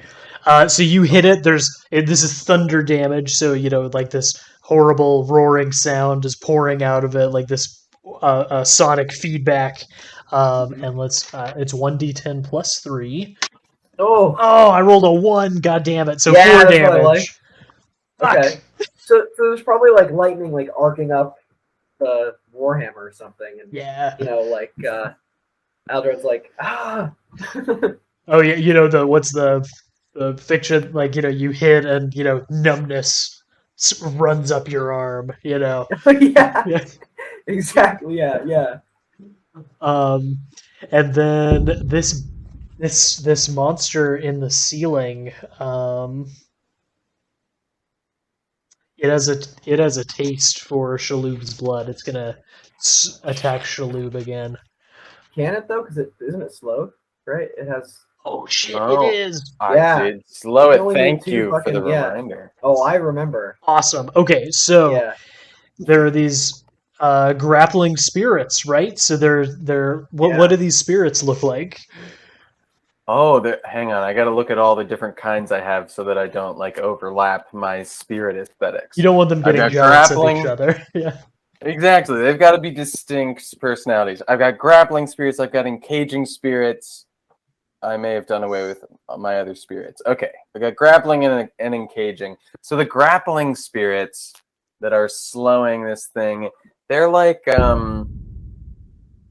ethereal hands, but they're hands of like they're just like of all different races and kinds.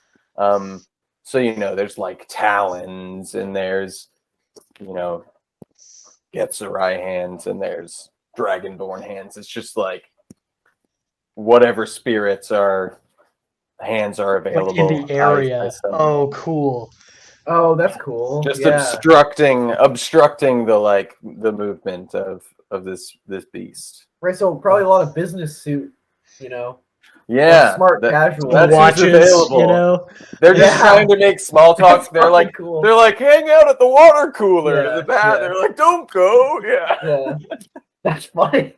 So this is actually awesome. This thing is trying to swoop down, and it's not you're about to get a look at it, so you're gonna know this is like an animal, right? So it's not thinking super tactically. It probably hasn't encountered a magic like this, so you're kind of moving. You hear the scream of it, and you tense up, with the memory of getting attacked by it, but you look up and like it's coming at you in slow motion, and it's like this enormous. You can just see like these huge bat wings. It's got like black feathers. It's got this horrible beaked mouth that's open and it's dripping your blood. That's what it got you with. And its beak is just like splattered with Shal'houb blood. It probably has some extra eyes and shit. They're all pointing off in different directions. And but it's like frozen in midair, right? Like struggling toward you. Held by these spirits. Close encounter. Fuck yeah. Shal'houb, your turn. We're back around. Do you make a saving throw for that against the slow?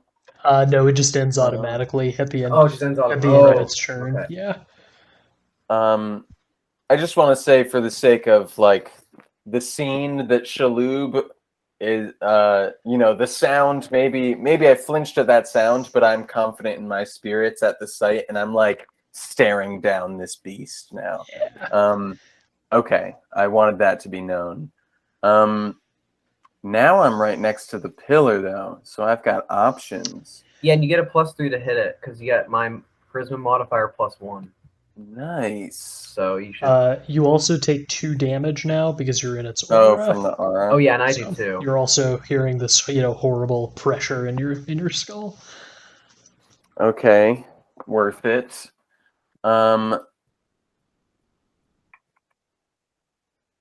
Sorry, I'm trying to look up Hunter's Instinct, and I'm not finding it. Sometimes the apostrophes don't get. Oh, is that it? I think that's the problem. Yeah. Thanks. I will look again without the apostrophe. Yeah, you might have to. I don't know. Oops. Oh, was that it? I just hate the control Fing on PDF. Yeah, it's so not. frustrating. It's not ideal. Hunter's Instinct. I found it incidentally. Nice. Minor action. That's what I was hoping for. Wait, so I can't reorder these? Or can I? Can. Can I take my minor action first? Okay. Yeah. Oh, wonderful. Okay, so Hunter's Instinct is my utility ability here, or power rather. It's a daily power. It's a primal stance. For a minor action, it says personal, whatever that means. The effect is until the stance ends, when you make a ranged weapon attack against any creature within 2 squares of you, you can score a critical hit on a roll of 19 or 20. I didn't realize it was just for ranged attacks, but that's fine. Because I'm within 2 of the pillar. And now it's doubly effed. Okay, so that's my minor action. I get buffed by my Hunter's Instinct here. So you get to roll twice, and if you roll a 19 or a 20, it's a crit. That's Avengers. Yeah, we'd like the crits, please. Pretty solid. So now I got to decide which type of strike I'm leveling here.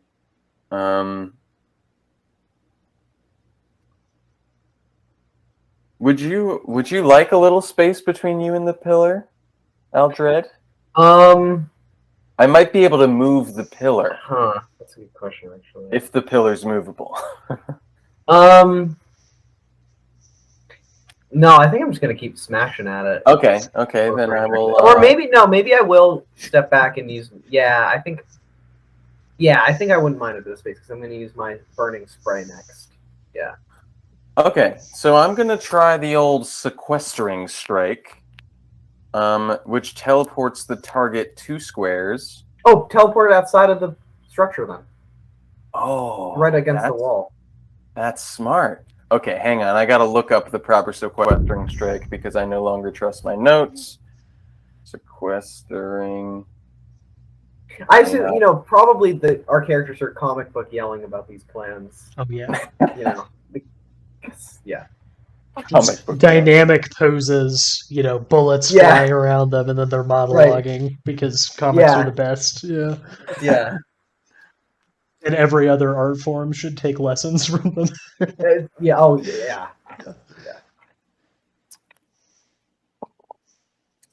Oh, okay. So this is the sequestering strike is a melee attack. So if I want my hunter's instinct to work, I should actually do something else. Hang on. But you can teleport it outside. Then we kill the. Oh, but I could push it one square outside with something else, right? I only need one move. One. It's up against the wall, so you can push it out. Yeah. Okay, so I can teleport it out. All right, let's give it a go. Let's give it a go with the teleport. Sequestering strike says. Encounter ability, melee weapon, target one creature, wisdom versus armor class. Nice. So I am. And you should, if it's a weapon attack, you should be able to add your proficiency bonus to it as well. Okay, which is okay. Oh, what weapon am I using? Oh, hang on. So to change weapons, I would have to use a minor action. Right. Yes. Right. Yeah, Okay. and I think you would also. I think is switching weapons a minor action, or is interacting with one object a minor action? Because I feel like there might be a thing where you might have to drop one and then as a free action, and then take one out as a minor. Yeah, that I mean, makes I don't sense want to to get me. too crazy, but I think that's how it works actually. Okay. In that case, since I'm up close, drop Yeah. the sling, forget the hunter's instinct. We're whipping out with our minor action. We're whipping out the vicious. Is that what it's called? Oh yeah. The vicious weapon. It has arrived. It sings with joy that it's being drawn in a bloodshedding situation. This is when I try my sequestering strike. Nice. With the vicious weapon. The vicious weapon grants me +1 enhancement bonus to attack rolls and damage rolls, and deals an extra d12 on crit. And then, sorry, just to check your oath, is it in play? Are you going to get your roll twice because it's the only enemy that you're adjacent to? Or what's the condition When you attack for the marked oath? target, if no other enemies are adjacent to you, roll attack twice and Sweet. choose either result. That's fucking crazy. Wow. Yeah. And you Okay. get +2 to damage too from that thing. Oh my god, so I'm going to have +3 to damage with my weapon and that. Yeah. So first I got to make sure I hit it though, right? Yeah. And I have Okay. 3 from my Oh, to my attempt. Okay, I've rolled a natural 20. Ooh! So you're going to do max damage. So whatever you're going to roll, just automatically, all the dice are maxed Oh my out. god. Wait, what is the vicious weapon roll? A D8? Yeah, it's a falchion? Oh, is the vicious weapon the same as the falchion? Is my Yes. falchion enchanted with vicious weaponness? Right. I thought it was a separate thing. Okay. The falchion gives me +3 proficiency bonus, so I'm even more stacked. Nice. Oh my god. Falchion. Sorry, now I gotta search the falchion because I made my spreadsheet completely incompetently. It's going to be so good for next time. Video number 2 is going to be streamlined, baby. Oh my god. We'll just record a tour of the spreadsheet next week. Yeah. We'll wait to play. A falchion is going to do 2d4 damage, so 8 You're damage faster than total. me. And then also you get to roll a d12, roll it for the vicious, because it loves to inflict pain. And I'm getting +3 total from other things. Yeah. Okay, so we've got 11 base plus a Yeah. d12 is what's happening. And did you add like your wisdom modifier or anything to the damage Oh my from God, the I sequestering didn't. attack? My wisdom modifier. Are there any strike. adds for the damage? Oh, it's 2W plus wisdom modifier damage. So okay, so 16. 16, 20, 23 plus a d12. Oh my god. And I teleport the target 2 squares. Oh, but then I have to teleport to a space adjacent to the target. So let's make sure I stay inside. Yeah. And they go outside. Okay, so I've got 23 plus this d12. Is that what's happening? Yeah. Is this a d12? Yes. Oh my lord. This pillar, you said this was simple. Okay, that's an 11 on the d12, so we're at 34. Does it do the Does it do that twice because it's 2 weapon damage? No, the crits are just one die. Okay, cool. Yeah, that are just at, and you only add the d12 on a crit. Um, Right. Okay, good to know. okay, so you did 34 damage. So you just took this thing from. I mean, you just one-shotted it basically. You just took it from. Inside or out, doesn't matter. Let's keep It's it blood. You inside took so it far. from 26 remaining health points to -8 in one hit, and you're about to teleport it outside. So, um, and then I guess are you teleporting into the niche where it was? So this is now the question. I mean, I'm assuming, can we loot this pillar or something? Maybe we don't want it outside if it's dead either way. You know what I mean?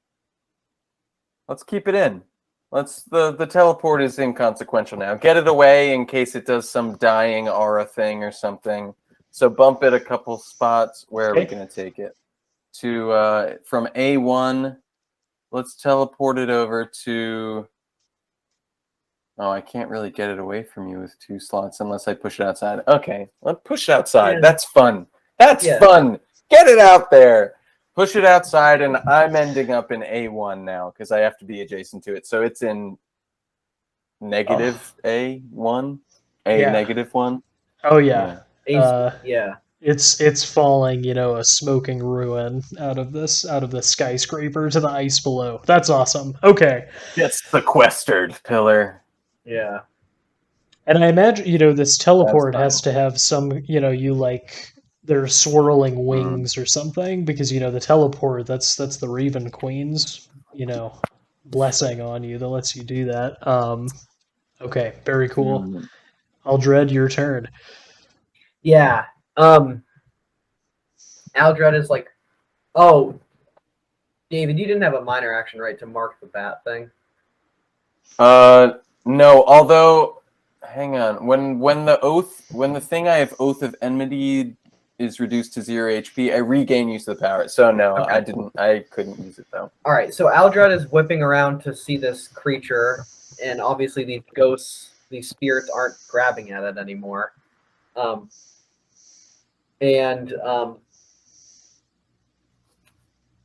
He has like one tear trickling down his eye, and he's like, such a beautiful thing destroyed in but a moment, but it had to be done.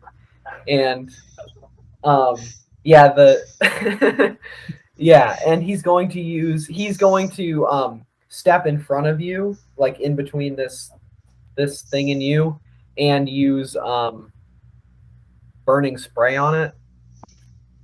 So this is one of my sorceress powers. So he pulls out this. Well, I guess he does it with his staff, but whatever. He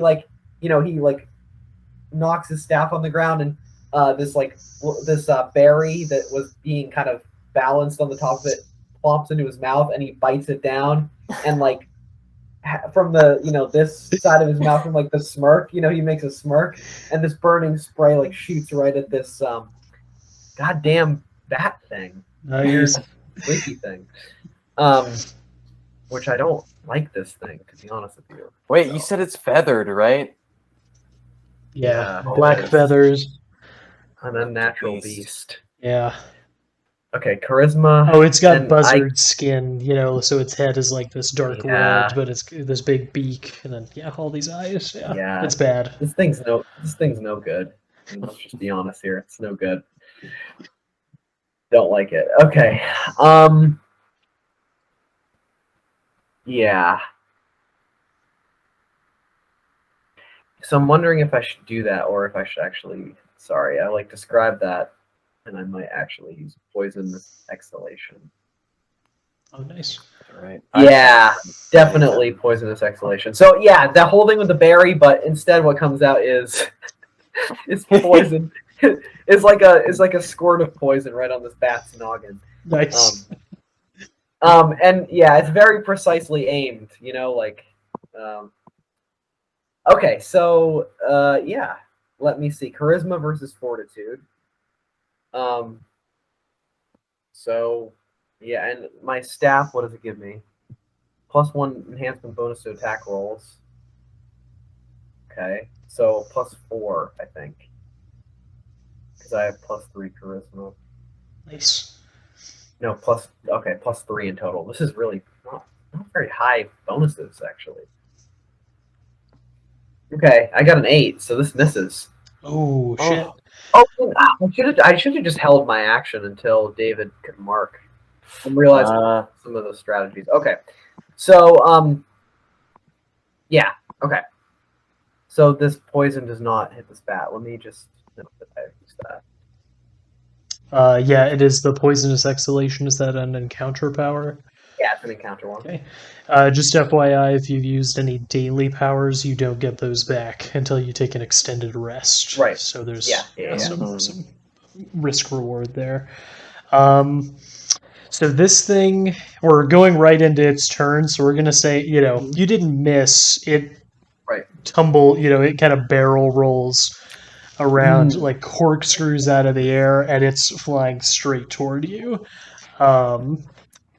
Yeah. So we're gonna go ahead and try to hit you here.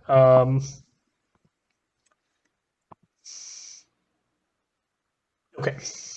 So we have +10 versus your armor class. I rolled a 2. Damn it, 12. Oh yes. Okay. So I think Aldred is like spitting out this poison berry and kind of coughing, and he just like steps out of the way of this bat. It probably just like does a tumble and slide onto the floor. So it's actually this attack is very cool. It can move its full action and attack while doing it. So it whizzes above your head, but yeah. Let's see. It was coming from you're in B2. Mm-hmm. It was coming from C4. So we'll count that as 2 because it has to come down in altitude. So 2, and then it's going to move 3 to C3, and then fly just unnatural. Right, it like goes to the air, slows, and then its wings beat out, and it shoots up toward the ceiling, back toward those shadows up there. Yeah, because that's what it likes to do. It can hug the shadows, swing down, and attack you, and be back up there. Shal'houb, your turn. My God. All right. Well, I guess. Oh, now I could do some kind of mark. I've got 2 different ones. I'm gonna do my Raven Queen one because it's a minor action, so that I can do a standard action after it, Nice. and we both get the benefit. So choose a target within 10 squares of you. That target gains the mark of the Raven Queen until the end of the encounter. On your turn, you can re-roll the result of 1 damage die against that target. This re-roll does not alter the damage for targets hit by an area or close attack. Okay. So we'll put that on there just to ensure I get a decent roll here, and then we're going to, I'm going to hit it with Grappling Spirits again. That was very effective, protected us, high chance of success. Oh, but now I don't have the right weapon out. Damn it. I can't melee this thing? It's up there. Yeah, it's like 4 squares up. Yeah. All right, forget the damn Raven. You don't have like 1 weapon in each hand or something? Oh, well, the falchion, is that like 2-handed? It's a big thing. Just like a one-handed It's just sword. a sword, right? Yeah. So I guess in theory I could have the sling and the falchion out at once, right? Mm-hmm. And you can trade in your move action for a minor action. So if you don't move, you could like bend down, you could mark it, bend down, pick it up, still have your standard action. Okay. Mark it. We're we're getting the sling back out. And we're going to do our Grappling Spirits. See if we get a hit. The sling gives me +2 proficiency. I think that's my only thing here that's helping me. Got a 13 +2 is 15. No hits. Was your attack versus armor class? Let me double check. I think it was. Oh, what is it? Grappling. Where are you, grapplers? Damn it, I lost him again. Handbook 3. Almost certain. Yes, wisdom. Oh, my wisdom modifier would give me +4, Mhm. right? Right. So, okay, make that a 19. Is that a hit? Ooh, that is a hit. Even with the dim light, you hit its armor class. Nice. All right, so 17. Okay. Oh, right, the dim light. Okay, so I hit with the grappling spirit, so I'm rolling 1d6 plus my wisdom modifier, which is 4. And the target is slowed and can't shift until the end of its next turn. So I'm rolling my d6. I like my bat thing here. My d6 only hits a lowly 2. Do You I can have re-roll it, bonuses right? for that? Since it's Oh, I can marked. re-roll it. Yep, we're gonna do that. Hopefully it gets Now it's a 1. It's Really? even worse. Yeah. Oh. Thanks for reminding me, asshole. Yeah, you planned out all the fucking dice results for this whole Do I game. get any damage bonuses from this? I don't think I do. Yeah, I'm just pinging it with the sling, I guess. And again, like probably the damage here isn't even the strike. It's that it's strain. You can hear its joints like creaking, right, as it's straining against these hands, right, and you can Yeah. hear the Yeah. bones, some of the small bones cracking, right, because it just wants to Oh. kill. Yeah. Aldred, your turn. All right, now Finish I it. feel like, do we want to kill this thing? I mean, What are the other have we options? bloodied it yet? No, you have not. I mean, our other option is just leave the room. We already destroyed the guess pillar. We so. can go just check out the pillar. That's true. So I think actually, I mean, I don't know. So, like, we've looked around the room, right? I mean, is there anything else to like perceive other than that there was this pillar and this bat? Is there... You both failed your perception rolls, so Right. We should stick Okay. around. you're in and, tunnel vision. You know. Yeah. This is interesting. Oh, you don't have range. Oh, you have a little range. I do. I can use Yeah. my fire thing. So, Would that help us see it too? That would be convenient. maybe, depending on special effects. Depends on what Noah thinks. Yeah, hit it first. Yeah. Hit it first. I just don't have very good attack fucking modifiers, and it's starting to make me very upset to the point of rage. And anger at Noah. I want it. Give me your anger. I feed on it. Yeah. Oh my god. Yeah. So I'll use my stupid burning spray. I really want it to come down to us. It's very unfortunate. Yeah, I'm trying to figure out, like, I can manipulate things, but Maybe you should hold one of those slow actions until it attacks, you know? So you can slow it while it's down at us. I think you should do that. well, it keeps doing the attack where it like makes it all the way back up to the ceiling at the same time. Could you have one of the triggered actions? Oh, could I like save it and then slow it as it comes down? Well, you could, or you could interrupt it and hit it. Baseball bat it. Yeah. Yeah, exactly. Okay, so I think I'm just like trying to see if there's any. So I think I'm gonna hold my White Raven Onslaught, which is my daily. Nice. So I'm gonna be like, prepare yourself, Shal'houb, and ready like my Shal'houb, ready my hammer, and I'm putting down. So I get more damage if I am only holding the hammer. So I like take my staff and like gently lay it on the ground, and I just have my warhammer in my hands. Now, what should I tell you? How should you hold this? Since it's slowed, it's not going to be able to get down to you this turn. Right. So holding, once you hit your next initiative, you'll lose the held action. My daily. Right. Yeah. Okay. So you can do like a range. I'm first gonna try to breathe fire on it. Cool. then. Yeah. Okay. Yeah. All right. So let's see. I just navigated away from that. It's not good. This is no good. Okay. Okay. Charisma versus reflex. No, this is a close last 3. It's definitely farther than 3 away. Yeah, since it's Um, vertical. Yeah. So actually, I don't think I can hit it. Yeah.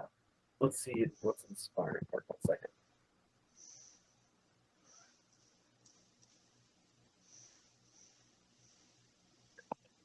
Now you could hold blast 3, and then when it comes down, I mean, it's straining, right? Like it's moving in rage. You Yeah. could wait for it to get to the Okay, end of yeah, its move. that's what I'm gonna do. So I'm gonna move like below it, like directly below where it is, and hold my blast. Nice. Okay. Cool. Just batter up, waiting for it. Yeah, exactly. Fuck yeah. So like, Aldred has like a cool like fire bug, like a big juicy like firefly that he's gonna fucking. He has it like marked exactly where he needs to crack it. I don't care about the staff. I don't give a fuck about that. My staff is the powers. This is what it looks like. So whatever. Yeah. Sounds good to me. Anyways, Yeah. Okay. Cool. Love it. Okay, so yep, it's straining toward you, and you can take your held action. Unfortunately, let me just see. Yeah, unfortunately, it doesn't have anything ranged, so it's just clawing Yeah. at the air. Yeah. Okay. So probably gonna miss here. My staff gives me +1. So that's +2 because the staff is already +1, and then staff the evader adds another +1. Or is it just +1? Let me see. I Because think the that staff since says like.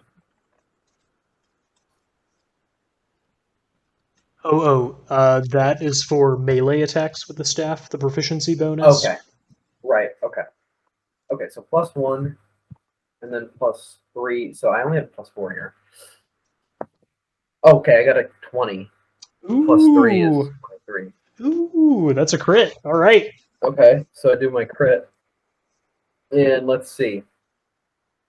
So max damage is 1d8 plus charisma modifier fire damage. So I guess it's 11 Nice. fire damage. So yeah, I think this is like, flipping the beetle up and like smacking it in just the right spot. And the firefly just like pops and explodes this fire all over this thing's eyes. And yeah. Does Staff of the Evader tell you if you probably get a bonus die on a crit from the Oh yeah, staff plus too? 1d6 damage on crit. Cool. Okay. 1. 12. All right, not bad. All right. Yeah, not bad. Not bad. Good news. You have bloodied this thing. So Very nice. it's bad. It's in pain, right? This really takes a chunk out of it. Yeah, it's not like this being burned. It's awful. Oh, my poor bat. But it's not slowed anymore. Aldred, let me check the rules for held actions. I think you're actually going to stay in place in the initiative order because you were right behind it already. Okay. Let's see about readying actions.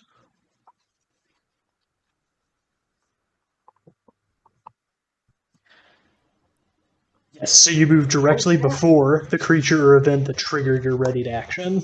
Yeah, there they both are. They're cool. Hey, cats. It's almost feeding time for them, and you can Nice. tell they're So notifying me. Yeah. Okay, so Shal'houb, we are back to you. Back to Shal'houb. Okay. Because I have Raven. I still did that, right? I didn't undo my Raven Queen mark last time. Yeah, you did that. Okay. So I can teleport adjacent to the target. Can I teleport up into the rafters without injuring myself? It's Or is only it one too high? square off the ground, so you can teleport right next to it. Beautiful. I'm gonna teleport right next to it. I'm like readying my falchion. I like backswing the falchion, and then I minor action myself to teleport myself up next to it. Yeah. And Nice. then I take my standard action with my at-will power, overwhelming strike, which I'm gonna have to look up. The cool bat will be struck down. Oh, it's not in this book. Oh yeah, it is overwhelming lunge. No. Where have you gone, overwhelming strike? It sounds like an Avenger power. Yeah.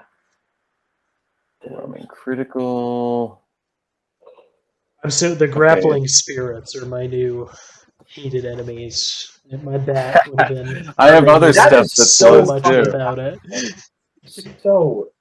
So powerful. I have a daily power that also slows. The encaging spirits also Yeah, slow. slowing is crazy. It's so powerful. Yeah. Especially shit. that flyby attack, it completely destroys Yeah. the monsters. Like Yeah. everything. Okay. Oh my god. This just feels like Champions combat. It's so similar, isn't it? Yeah, you can tell these people played a lot of Champions. Yeah. I mean, all of the best, tactical games have Champions DNA. Okay, overwhelming strike. I have found it. At will, divine weapon, standard action melee, one creature, wisdom versus armor class. Nice.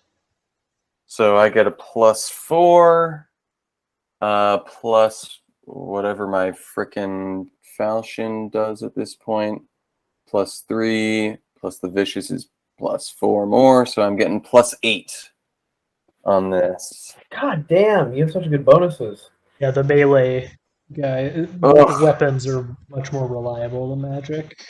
I rolled a 2, so gets me to a 10, but can I re-roll with my Raven Queen? Does that still work? That's for Wasn't it re-rolling damage? Oh, that's damage, yeah, not the... Yes! All right. Fuck this bat. So again, we know exactly what happened. You teleport up next to it. It's awesome. It doesn't even matter that you missed. It's fucking cool. But at this moment, that's when it breaks free of these hands and kind of rockets down toward Aldred. And you come up, and that's when like the hands like lose their grip and dissolve into ectoplasm. And you swing, but it's just some tail feathers get like cut off. Yeah. And these tendrily wisps of the exiting spirits. And then I'm like falling behind it back to the ground. Yes. Damn. Or Aldred! I mean, this is ridiculous. You're supposed to put this thing out of... That was going to be so cool, dude. It was Yeah. going to be so baller. Yeah. Now I get to hit. Yay. Okay, so Aldred, this is going to be versus your armor class. Now you did light it on fire, so I'm going to say we're going to take away... it's so much less dangerous this way, but I think this is the only... It totally makes sense that it's still on fire at this instant. This has all been happening so fast. So this is going to be +8. I've got 13. Yeah, that does not hit my armor class. Nice. Okay. Yeah. And it is going to stay low. So it's gonna try to strike at you, pivot, and then it's gonna move all the way down to G2. It's gonna skim along the ground toward the wall. Okay, so it's Aldred's turn, right? Yes. Yeah. Okay, so Aldred is going to run towards it, and I'm assuming I can catch it. Mm-hmm. Yeah. And use my white raven, whatever you call it, white raven onslaught. Well, is there anything that any mark that can make me more likely to hit with this? I don't know if you had one because wasn't there one that it let me re-roll my... Yeah, that was the Oath of Enmity, and now I've just got the Raven Queen on it. Right. So the Oath of Enmity is used up. I get it back when the when the enemy it's on is reduced to 0. So I have the ability, but it's not applied. Oh. Yeah. Okay, I so was I trying think the other one out. so. How about this? I'm gonna move up to it, and I think my guy is like, Shal'houb, do your whatever thing, and I'm gonna hold my White Raven Onslaught and trigger that when you use the other thing, because this is my daily and it does like 3 weapon damage. So we got to have this hit. So let's home run it. Yeah, let's do that. Yeah, nice. All right. And as a minor action, Aldred puts his hood back up. No, wait, he left his hood. He left his robes outside because he.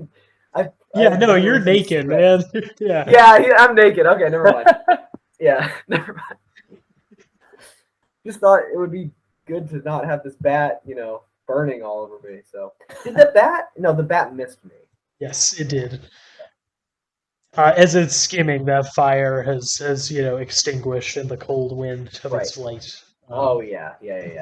Okay, cool. So I'm right up next to the bat. All right. So it's Shal'houb's turn, I think. Okay. Oh, the first time I did Oath of Enmity, I think I did it as a standard action, but it turns out it's a minor action. Ooh, I like that. Yeah. So let's replace the other mark with this one. Mm-hmm. Although it says only when I make a melee attack against the target, so maybe it doesn't apply to you. This effect lasts until I think it's only for me. Raven mark applies to allies, but this one might just apply to Oh. Okay, so I should probably just make my. I should probably just make. Oh, so I probably didn't get to Well, yeah. Why did I re-roll that encounter power? Oh, did we do that once? Yeah. Oh, that was an error. That's okay. Okay. Yeah, so you can go, and we can just keep the order the same because it would work anyway. So yeah, you're going to hit him with White Raven Onslaught. Yeah, hopefully. Let's see here. So, White Raven Onslaught, Strength versus AC. So I have 3 Strength bonus. Really feeling the crunch with that Strength bonus. I wish it was a little higher. And +2 for my Warhammer, so +5. Nice. Okay, so I get an 11. No, Nice. wait, no, I get a 14. Yeah, that's a hit. Wait, a 14. Oh, really? Okay. A 14 total or a 14 on the roll? No, 14 total. Oh, that sucks. Yeah, you don't hit it. Oh. Okay. Okay, so on a miss, I choose one ally within 10 squares until the end of the encounter. The ally slides an adjacent ally 1 square after making a successful attack. All right, so I guess that happens. And then it is the rest of Shal'houb's turn.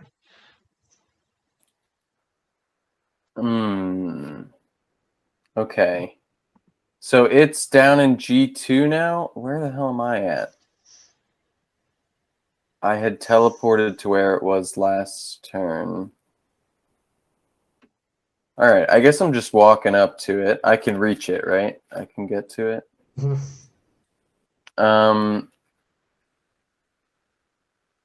We're gonna wait. So the Oath of Enmity that says roll attack, you roll your attack die. That's not the damage, right? Right.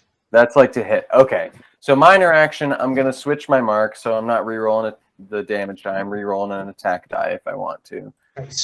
So I put the old Oath of Enmity on it with a minor action, and then I'm gonna try this at will overwhelming strike again, and see if we can't get a hit this time. So with the falchion, I get +8, right? That's what it was last time. Okay. This time I rolled an 8, so a 16. Oh. No. No! No. This thing's it. Yeah. Damn. Overwhelming strike. Not working. Not nearly whelming enough. Yeah. Damn it. Now, here's the good news: is that this thing is now, since it wasn't using its flyby attack right when it got hit, it's now entangled with you. So if it moves away, it's going to trigger opportunity attacks. And I think that what this means, it's clinging to the wall now. It's out of the air. It's not like rocketing so fast. Right. And so I feel bad for it. it's still fast, right? But it's now it's more entangled than it was earlier in the fight. And if I got to make a decision, because if I move, I could potentially get my movement power back, but I could potentially trigger an attack of opportunity from both of you. So, do you all mind if we? So let's see where we're at in the order. So the bad is about to go, and then we'll go back to Aldred. Do you mind if we take like 5-10 minutes? I need to go feed the cats. Yeah, that'd be great. All right. Break. See you in a moment.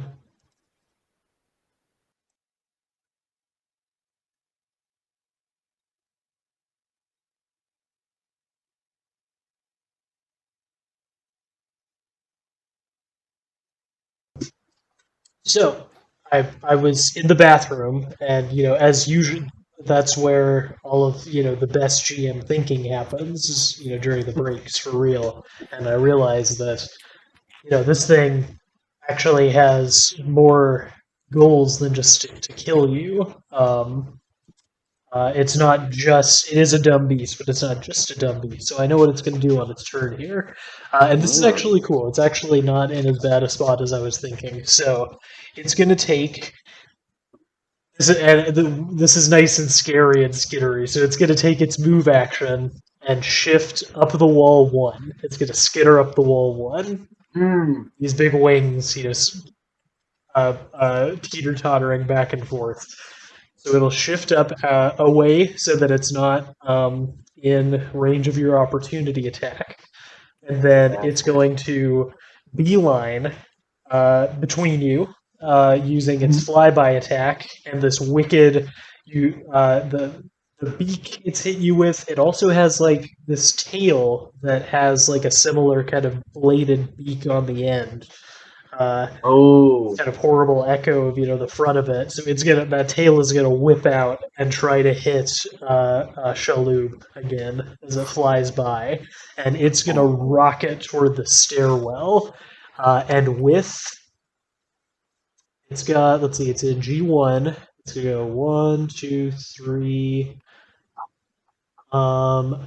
With 8 moves, it's just gonna like drop down that stairwell. I think that you have the moves actually to potentially still pursue it, but one more turn of its 8 movement, it's going to be gone. So it's going to try to hit Shal'houb here. We're back to dim light, so it's going to be rolling plus 10. This is an armor class. It gets 22 total. Oh God! Against my 14, so I'm hit, huh? And it's gonna do 16 damage as it flies by. I have 17 HP. Oh! Ooh. So I feel like Aldred is kind of like catching Shal'houb as Shal'houb is like falling from this attack, right? Like That's that's a wallop. that hurts. And and I'll tell you, Shal'houb, since you have nature, you don't need to roll for this. This thing, you actually see its eyes. Like, it's been in, just total adrenaline combat mode. When it's up against the wall, though, it has like a moment to almost reflect. Like, there's like Yeah. slow animal thought happening. You see it look at the alcove where the pillar used to be. Gear turns over, and that's when it decides, I'm out of here. The pillar isn't there anymore. Let's get out of here. My job is done. Okay. It's eerie. Am I next? It's a little bit sharper than an animal would, than an ordinary animal would be. Yes, you're next. Okay. I'm thinking of the ring of frozen birds, right? And I'm thinking of this bird seems like entranced by this pillar in some way. I don't know. I'm kind of guessing maybe it's going outside to beat us to the pillar. So like I want to pursue because I want to see what's up with that also. So I'm gonna move. So I have 6 move. Oh, do you remember exactly where I was? Shit. I should be keeping track. Yeah, you were at I want to say G3. Okay. So if I have 6, I think I can make it to the top of the stairs. 1, 2, 3, 4, 5. Oh, I can make it into the stairs. Nice. Okay. You can see it. It's like 4 squares below you. It's just like it's tucked its wings. It's dropping down the stairwell. Okay. It's out in that space, between the stairs.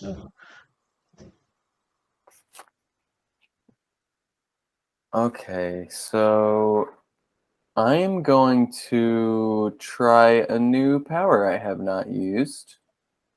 Another A one. ranged power. I have so many powers. It's wonderful. So I'm going to use this encounter power called Escaping Shot, which feels appropriate, perhaps. Nice. Let me see if it's in this book.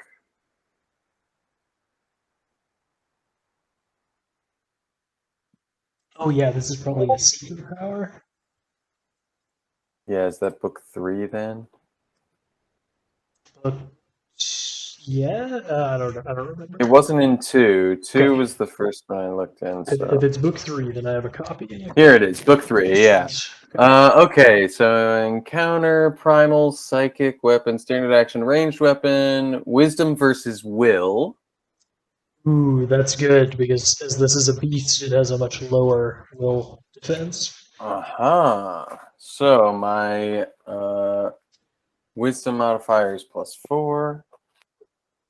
I guess this is sling also, so that's +2. So +6, and I rolled a fucking natural 20. Let's go. Oh, I like that. I like it too. Okay. Let's see what escaping shot does. A hit is 1 weapon damage, which is a d6, plus the wisdom modifier psychic damage, and the target is dazed until the end of my next turn. Poor Nice. thing. There's more, but let's just do that first. So I'm rolling my d6. I got a 6. Fuck yeah. Nice. Oh well, it's a crit. Do I just get the 6 anyway or something? Yeah, you do. Oh yeah. Well, I rolled it for good measure. So I get my 6 plus the 4 psychic damage is 10, and it's dazed. Oh, I'm so angry. My bat, beautiful bat. I'm back. Okay, and then what else does this shit say? Effect, I shift 1 square, except I have this blood bond situation, so the number of squares I shift equals my dexterity modifier, which is 3. So I can shift 3, and there's a special that says making this attack doesn't provoke an opportunity attack from the target. So I can shift 3, so if it's 4 ahead of me, I dazed it, and I want to go right up adjacent to it with my shift. Yeah, totally. And how much damage did you do? Down. Oh, sorry. I did 10. Okay. It's dazed. Uh, Aldred, your turn. I'm gonna look up what daze means in the meantime. Yeah. Aldred is like shouting for Shal'houb and is like, leave the beast or whatever. 1 hit point. It's going for my pillar. It's gonna loot my pillar. No, really. He wants to find the beast and to destroy it. It is an abomination, after all. So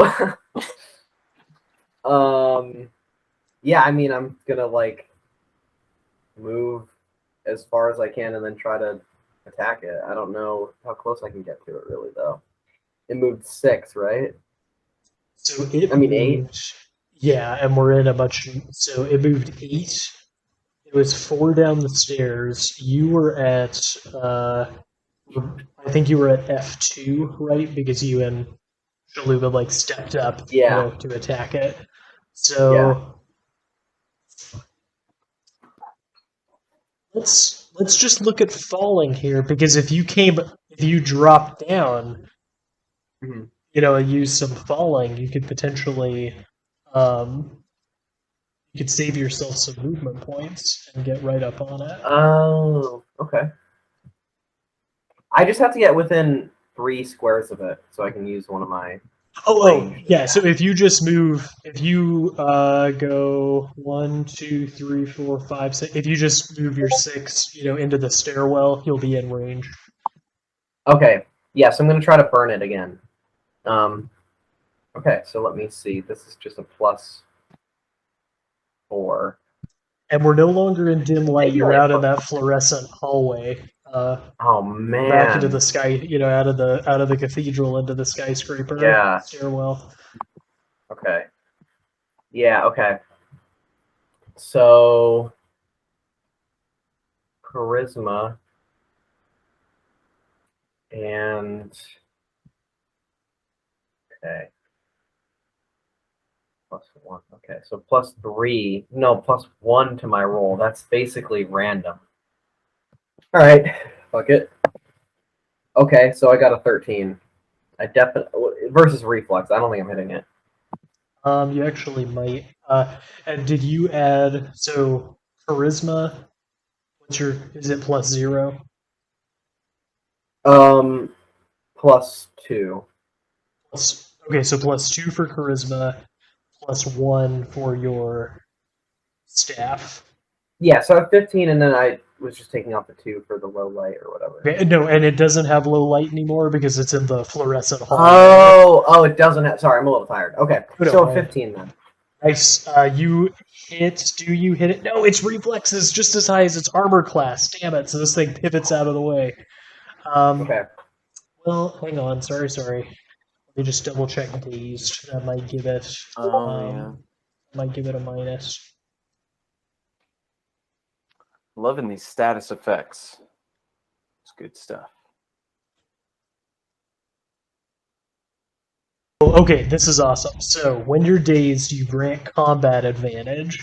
That means that enemies have a +2 to hit you. So you had 15. You needed a 17. With the combat advantage, you hit it because it's dazed. Oh, I like that. It's a little bit slowed. It kind of slowly tries to dodge out of the way, but you clip it. Okay, this is good, and I'm gonna roll my d8 for damage. Burn it with, what is it? 7 plus, I don't know. 7 plus 2, so 9 damage. 10 damage. Nice. Poor thing. That reduces it to 0. And what attack was this?